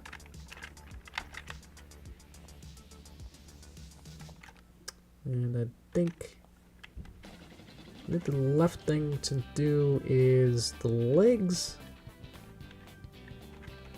which kind of pop into this position. I guess maybe the shadow as well, but we can do that later as well. Okay, so we'll do this, and then this might be the end of it for today, because I don't think there'll be... So I just wanted to work on the first shot, so I don't think there's going to be much time left after this to work on the next one. So this will be good.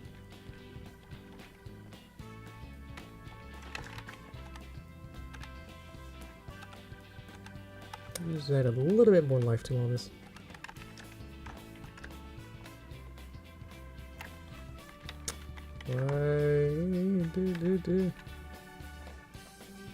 Must not have been part of when I was like retiming the different pieces.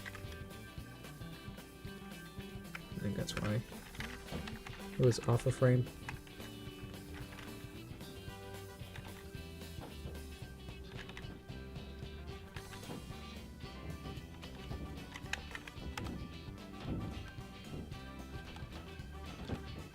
Yeah, that actually has a lot more into it.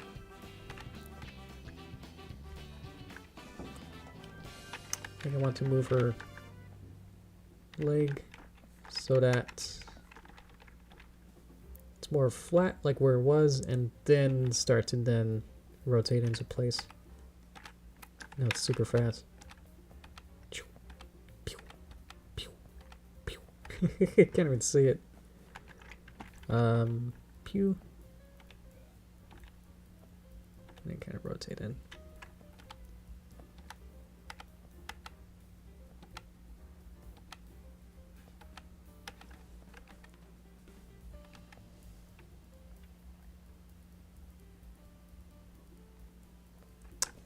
I think her body should actually move a little bit sooner. Like this should be enough to kind of grab her up and then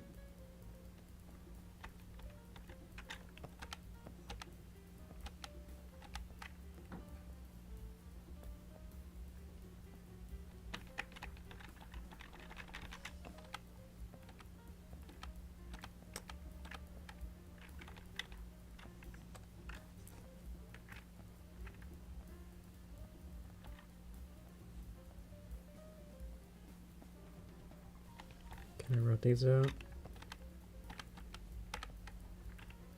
Let's get these ones.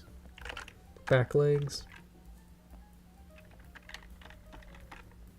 There's also like master controllers to be able to hide or show deformers, which I've always just got into using just clicking on it and then clicking the show deformer on my keyboard. It hasn't been too much of an issue. Definitely want to line this up with her hip here, her torso. Or else I'll have to go back later and then fix that, so find a good spot for this.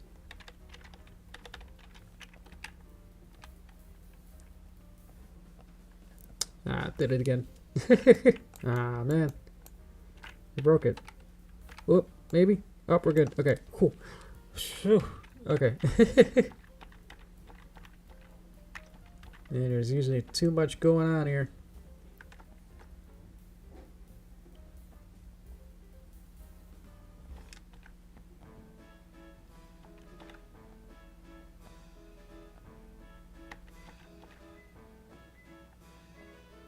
Kind of get some interesting posing. It's almost like a kickoff.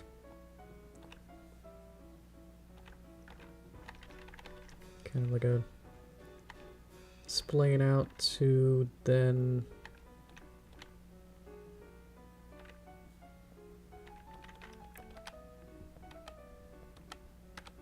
should we do like a Superman maybe? So like her arm maybe kind of rotates out. Like forward maybe?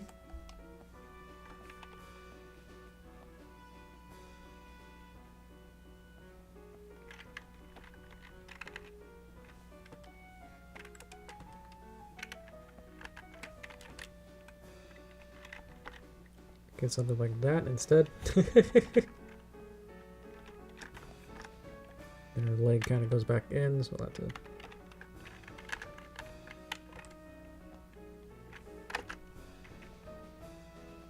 zoop.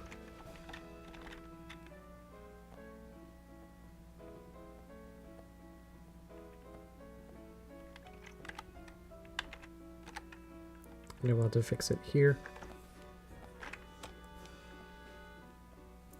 Creates this more interesting shape dynamic rather than it just being like a mirror image, you know. Need something more interesting.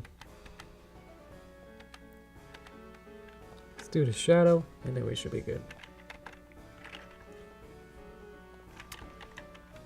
While I click on the wrong buttons here. Oh yeah, I added a deformer to the shadow so I can change the shape of it. That was useful for the turnaround at the beginning of her different poses. So I think for here, yeah. Oop, where's my buttons? There they are. Hello, Felicity. Welcome, welcome. It's good to see you again, I guess. I'm not exactly sure. I'm sorry. Let's switch it here. I have two versions of this shadow.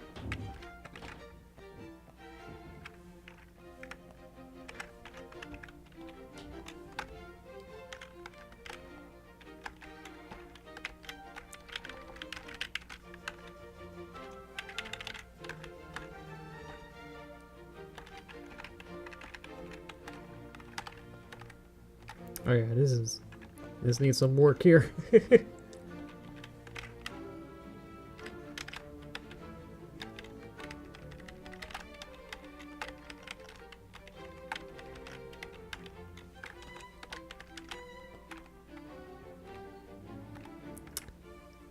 We can do the same trick where we tween it. Might want to even be shorter or faster. We can see what the background, what that looks like. Yeah. We can see what the folding looks like with the background here. Let's turn this off. Oops. Play. Oh yeah. We'll have to add the other characters. These are basic poses for that. Where we're getting there. Oh, thank you. It's a VTuber, so it's watches my face. Okay, so we'll obviously have to work a little bit more on this. But I guess the first couple of seconds is getting there. And then we'll have to work on these shots, and then add the other characters. There's going to be Pip and Zip. I was also thinking of maybe, I guess if we have time or whether or not I want to, also add in Izzy. Izzy could be added into here, but then Izzy could just be like, okay, see you guys. You guys go save her.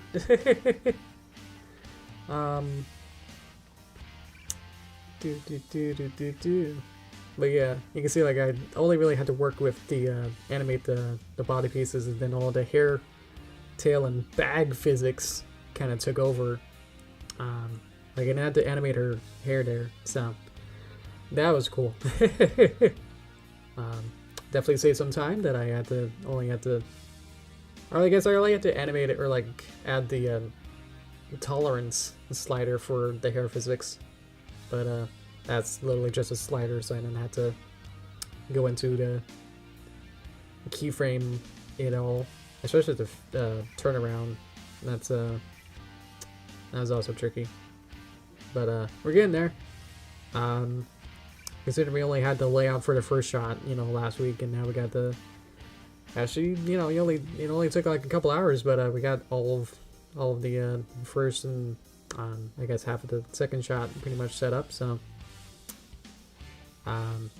it's more like if you set this up beforehand with a lot of forethought, then once you actually get into animating, then it gets simpler. So the more time you like put into other all the master controllers, all the setup, then once you actually get into it, it's like, okay, I would just play with some sliders and set up some, parameters and be able to then just kind of go from there. So, still a lot of like work and a lot of still creative stuff has to still get into it, but on the whole, it's like much more simplified than obviously, frame by frame is nowhere, good as what this can do. What did I say? I want to say that frame by frame will always look better, but this is mathematically, proportionally more accurate. So whether or not you want it to be one way or the other, pick your style as best you can. If you want it to be artistically figured out and dynamic and like have every facial expression be exactly designed uniquely. If you want unique shapes and stuff and more control over the exact shapes that you want, then obviously go with frame by frame, because that'll be means that you draw every picture of every pose and every style and everything you want per frame. But if you want something that looks like this, then you'll be able to sort of animate this fairly, once you get going, pretty quickly, and have it be for like a studio where you can have it be pretty efficient. And if you just want to get this, almost just want to get this done and out, obviously I'm spending my time with it, but you probably could finish something like this within less than a week, on your own with like 3 characters and 4 or 5 shots, and be able to do something that's like 10 seconds long. That's pretty incredible. So but yeah, there's a lot of more time is spent pre-production than sometimes production. But now with like Nitty-Root and other style stuff, there might be more time in post-production than production. So yeah. Yeah, good keyframe. Obviously, we'll also work with the background sometime too, but I just wanted to get a super basic background at the time right now, so you have something to look at. Set up the yeah. So this looks nicer. Also, I'm going to might do them again in Photoshop to get some extra texture into it. There's also some rips from the video game of Maritime Bay that I can use the 3D model that was ripped. I can open that in Blender, so and then get some cool angle shots and maybe we'll use that as a reference to be able to draw something like that. But yeah, so look forward to that. I don't know if I'll do the backgrounds on stream, because I know how sometimes boring that is, but that'd be more artistic of drawing all that. But yep, so in the meantime, we'll go to touch time. Yeah. Let me get some brain juice here.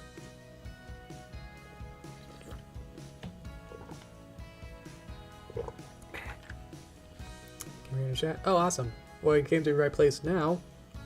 This is toast time where I kind of just talk with you guys. So I know the big thing that I want to talk about is the whole Kappa thing. I guess we were talking with Minty Root as well. So that kind of leads into that. Don't want to say I told you so, but I feel like I have. If you've been following along, a year or so ago. So yeah, thank you Dakota. Maybe I have to leave. A year or so ago, YouTube announced the Child Online Protection Act, which will now be referred to as COPPA, which is a new law amendment thing that spurred into the made for kids, made for adults debacle, which is still going and obviously still gets people upset about, where the whole thing is to prevent children from looking at ads, which yeah, good luck with that on the internet. So its purpose is to prevent kids from clicking on who knows what kind of ads they're on, but also it's like YouTube that, you know, should be sanctioning these ads. So it's completely very complex problem. So the thing that YouTube decided was the best idea, well, also I think they had to remove dislikes, but whatever, was to separate and like label and tag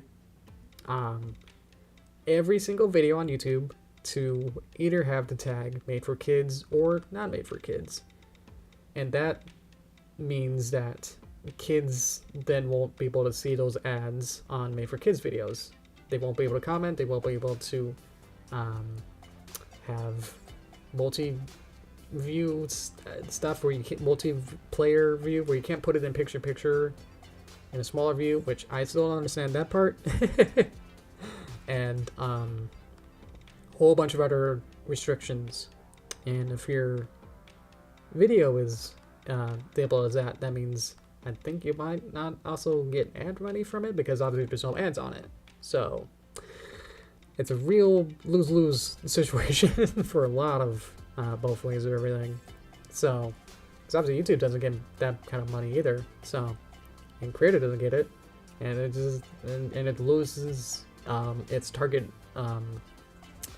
viewers. So it's like, what even?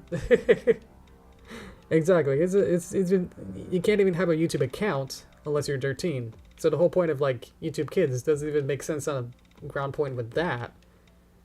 And it's like it's still mixed in with, you know, there's the made YouTube Kids app, which also sometimes has not made for kids content on there too. So it's like it's so the whole thing is that the bot, which is the crux of a lot of this, is that we'll be able to scanning every video that's being uploaded, and the whole thing too is that YouTube was like, oh, we'll give you the option every time you upload a video, you will have the option to say and mark yourself, you know, be fair, be, you know, we're gonna stress you on this, to say like, is this video made for kids, which is a very, very vague list of rules and requisites of like, does it have colorful characters? Does it have color? Does it have characters that belong in a children's property? Are you talking about child-related activities like playing, maybe playing games, maybe those little challenges that are safe? Are you talking about arts and crafts? Are you talking about stuff only kids are allowed to do?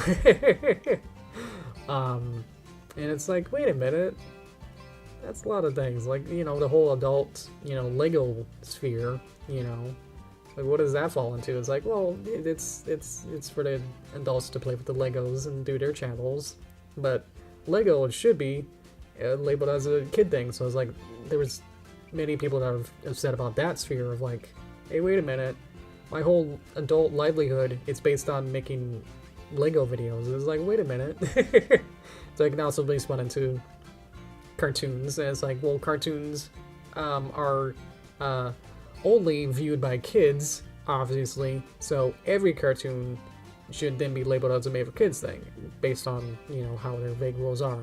So it's like, wait a minute. Aren't there like, I don't know, whole channels dedicated to like adult cartoons?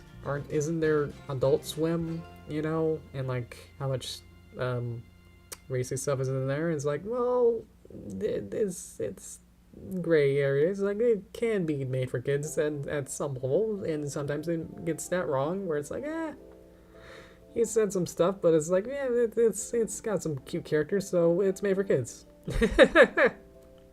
So, ooh, exactly, yeah. Let's draw Japanese track flip.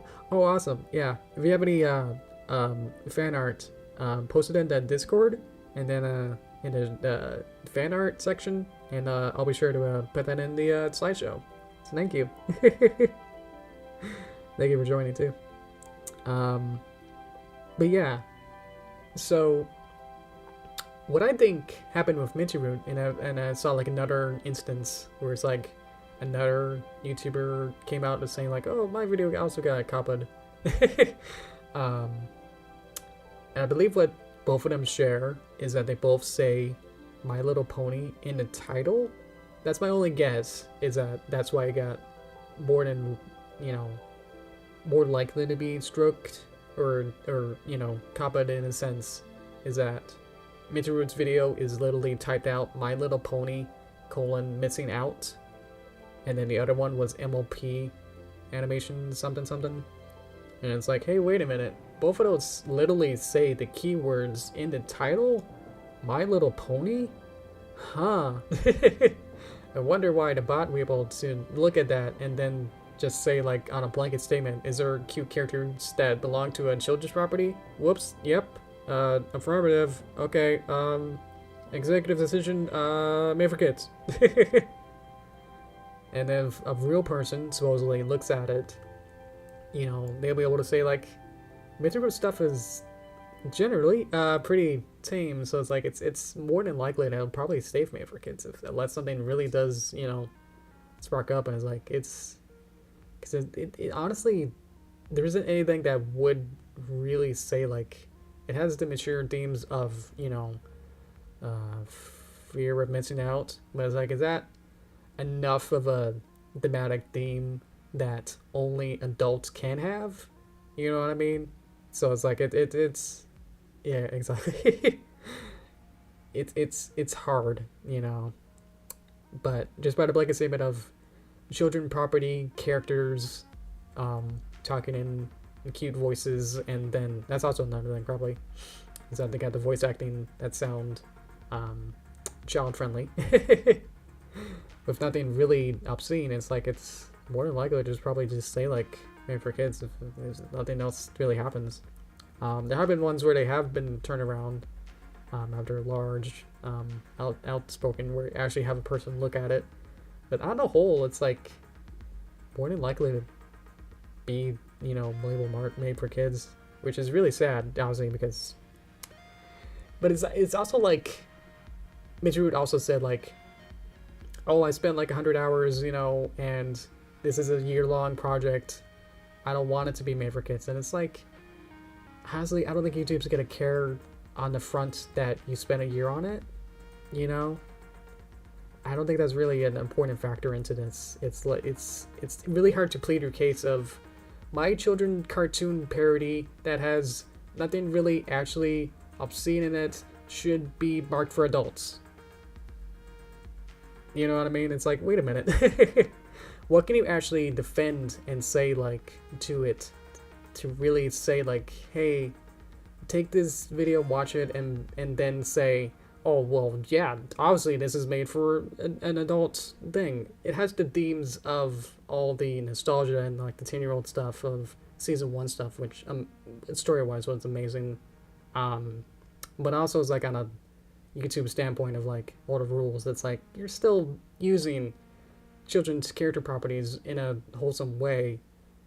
And it's like, yeah, the Sunset Shimmer one was had some other themes in it, but like the real content of it isn't actually obscene enough to really warrant anything that it's still on the whole. It's like it's still children's property, but it's characters, then it's still talking in fun voices. It's like it's hard to then say and differentiate that from the billion other kids videos out there that do the exact same thing.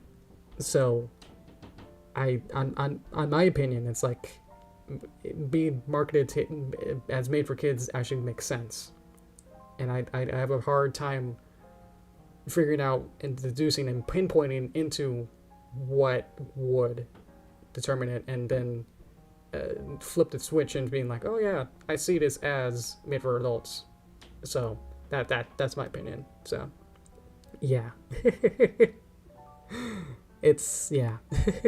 Obviously my videos were also, I mean, I wanted to, I hit the mic. I wanted to also check out my channel. Epic Tree Friends, I know, like all those ones. I want to check out my channel because I think 3 or so of mine have been marketed, so I just want to check that out. Because obviously, you know, I had to be fair with my own and say like, oh, you're dumb because, you know, so and so. It's like I had to also play, is it devil advocate, where like I had to say like I'm also at fault. So yeah.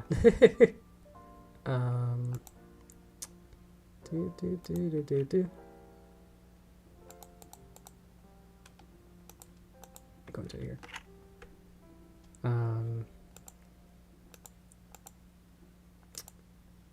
I should try to find it.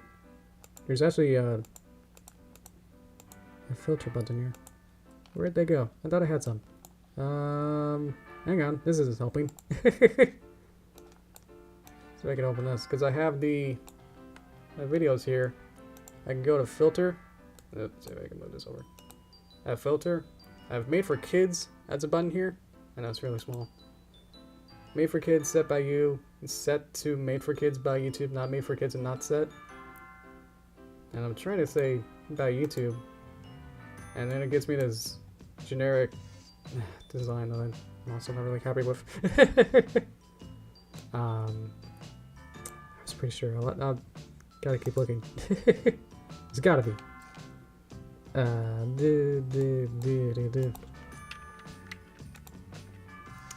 Even that, it's hard to really say that. Thank you, real fan. I appreciate it. Have a good one too. Take care.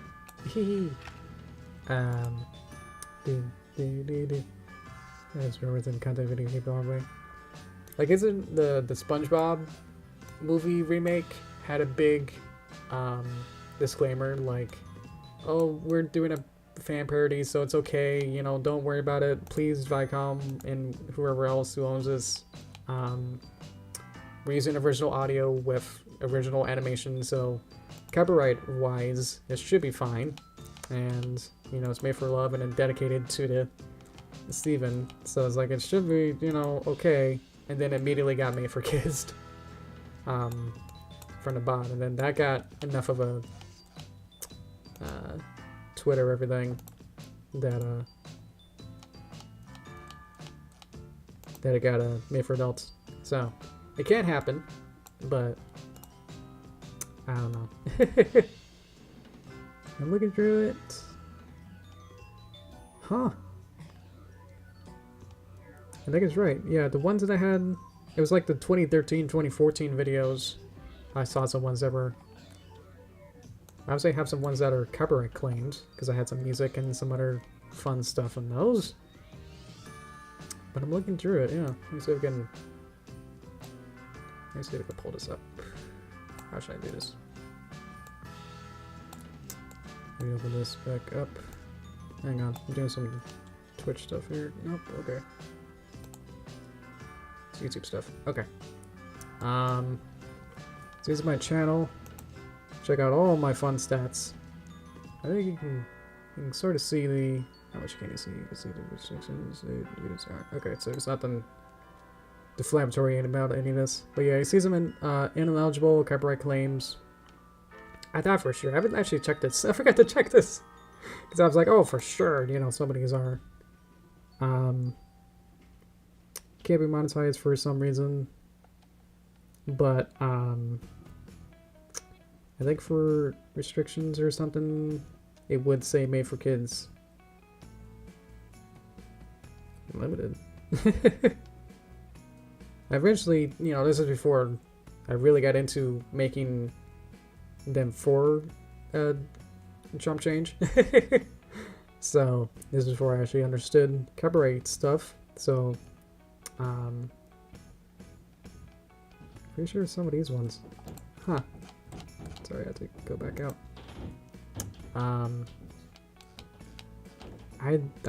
I'm at a loss too. Like why these were, why they weren't like, I didn't get emails or any kind of like, hey, guess what, your video actually got changed, whoops, sorry about that. You know, like thumbnails and derpy fishing and like content in it is like, you know, honestly it should be, but it's just like then you actually lose live stream capabilities if you change your channel to made for kids. So obviously I didn't want to do that. You lose comments and a whole bunch of other stuff, and then you lose visibility with your adult audience that more than likely would like to watch these videos. So it's like, yeah. I don't know. It should have been like in one of these ones, either this video done. There's also the restriction, age restriction. I don't think I got any of those. That'd be crazy if I just showed off one of those that I had. I can't make play. Oh, that's the worst too. Yeah. Can't say like, hey guys, watch this playlist. Like if my, you know, paper derpy movie, not be able to do a playlist made for that. Guess I didn't make any of those. That'd be horrible. That's not it I want to click on. Made for kids. Set by YouTube. So weird. I should have taken a screenshot because that was pretty scary. Cause some of them were. I remember actually seeing it not be, and I didn't see any turnaround. Like I didn't see any YouTube saying, "Hey, remember that time that it was made for kids? Yeah, about that. It's not."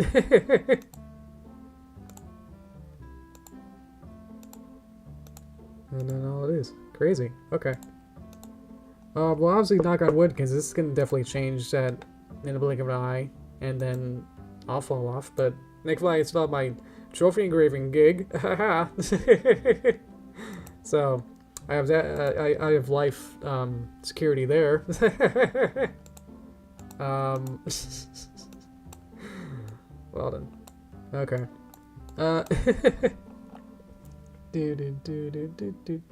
Daily Motion.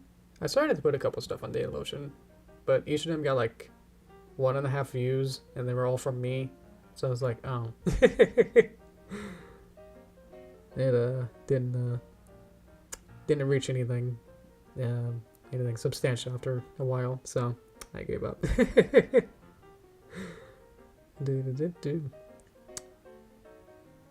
Content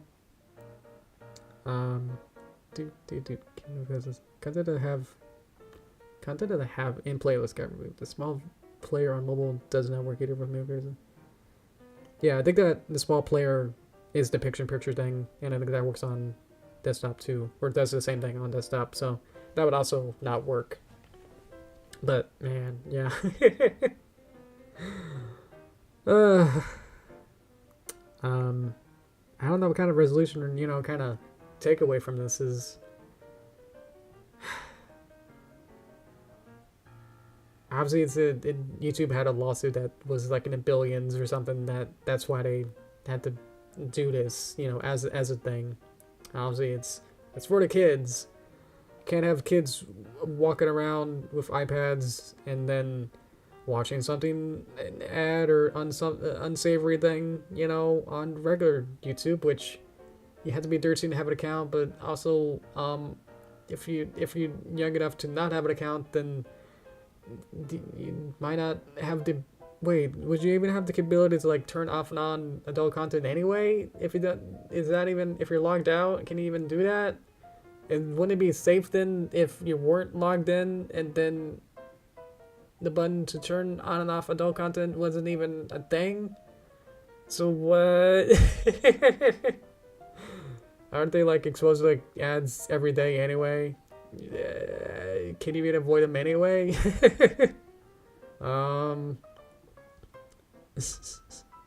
Exactly, so it's like, what even, yeah. You can watch without a account, but like, what kind of stuff can you watch, you know? I think, yeah, didn't like Markiplier, a lot of YouTubers like try to do videos of like, you have a new account, or like, what does YouTube recommend you when you're a new user, and to like just kind of get into that that psychology of the algorithm within like 5 videos, figured out like, oh, you watch one thing, here's like 10 other things, and then got into that. So it started to actually really learn the machine algorithm to recognize what you want. So so that was pretty cool.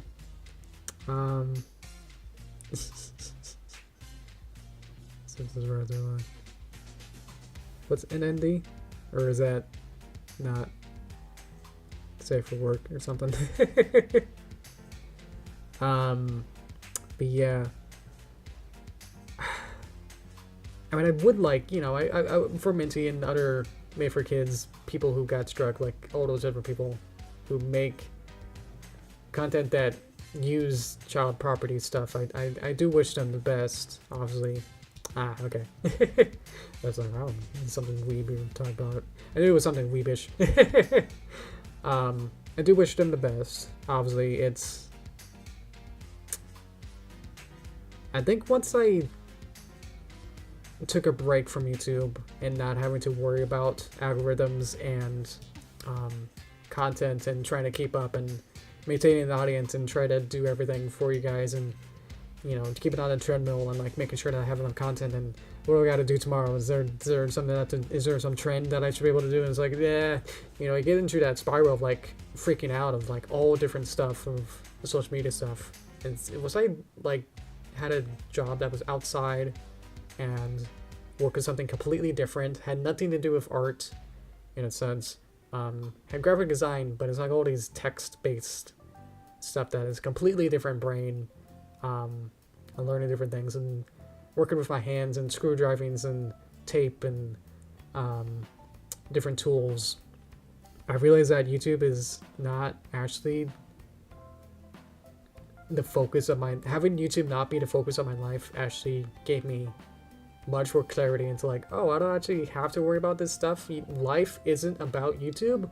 What? Had like an epiphany of like, whoa, what have I been doing? So I'm seeing it from like, you know, a viewer who's like not actually part of all this having to deal with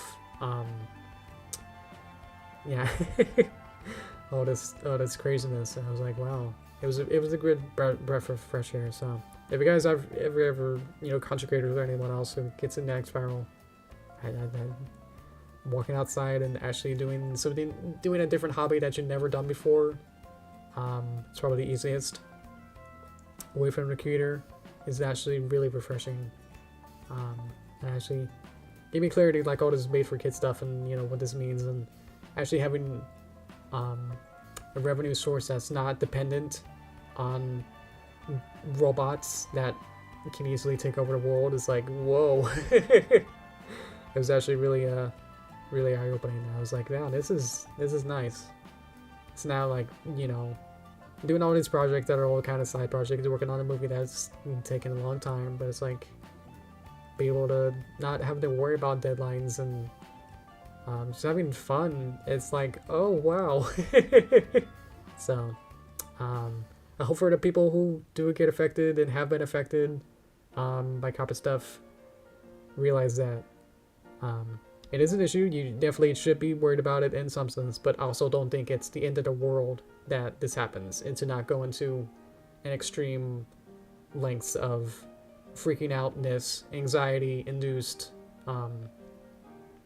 emotion to bring you to any kind of sense of brink of anything dangerous, you know, that it's gonna be okay, and realizing that internet's not the end all be all, you know, that if you lose, you know, there's it doesn't make any sense, but like there's money in the banana stand of other avenues.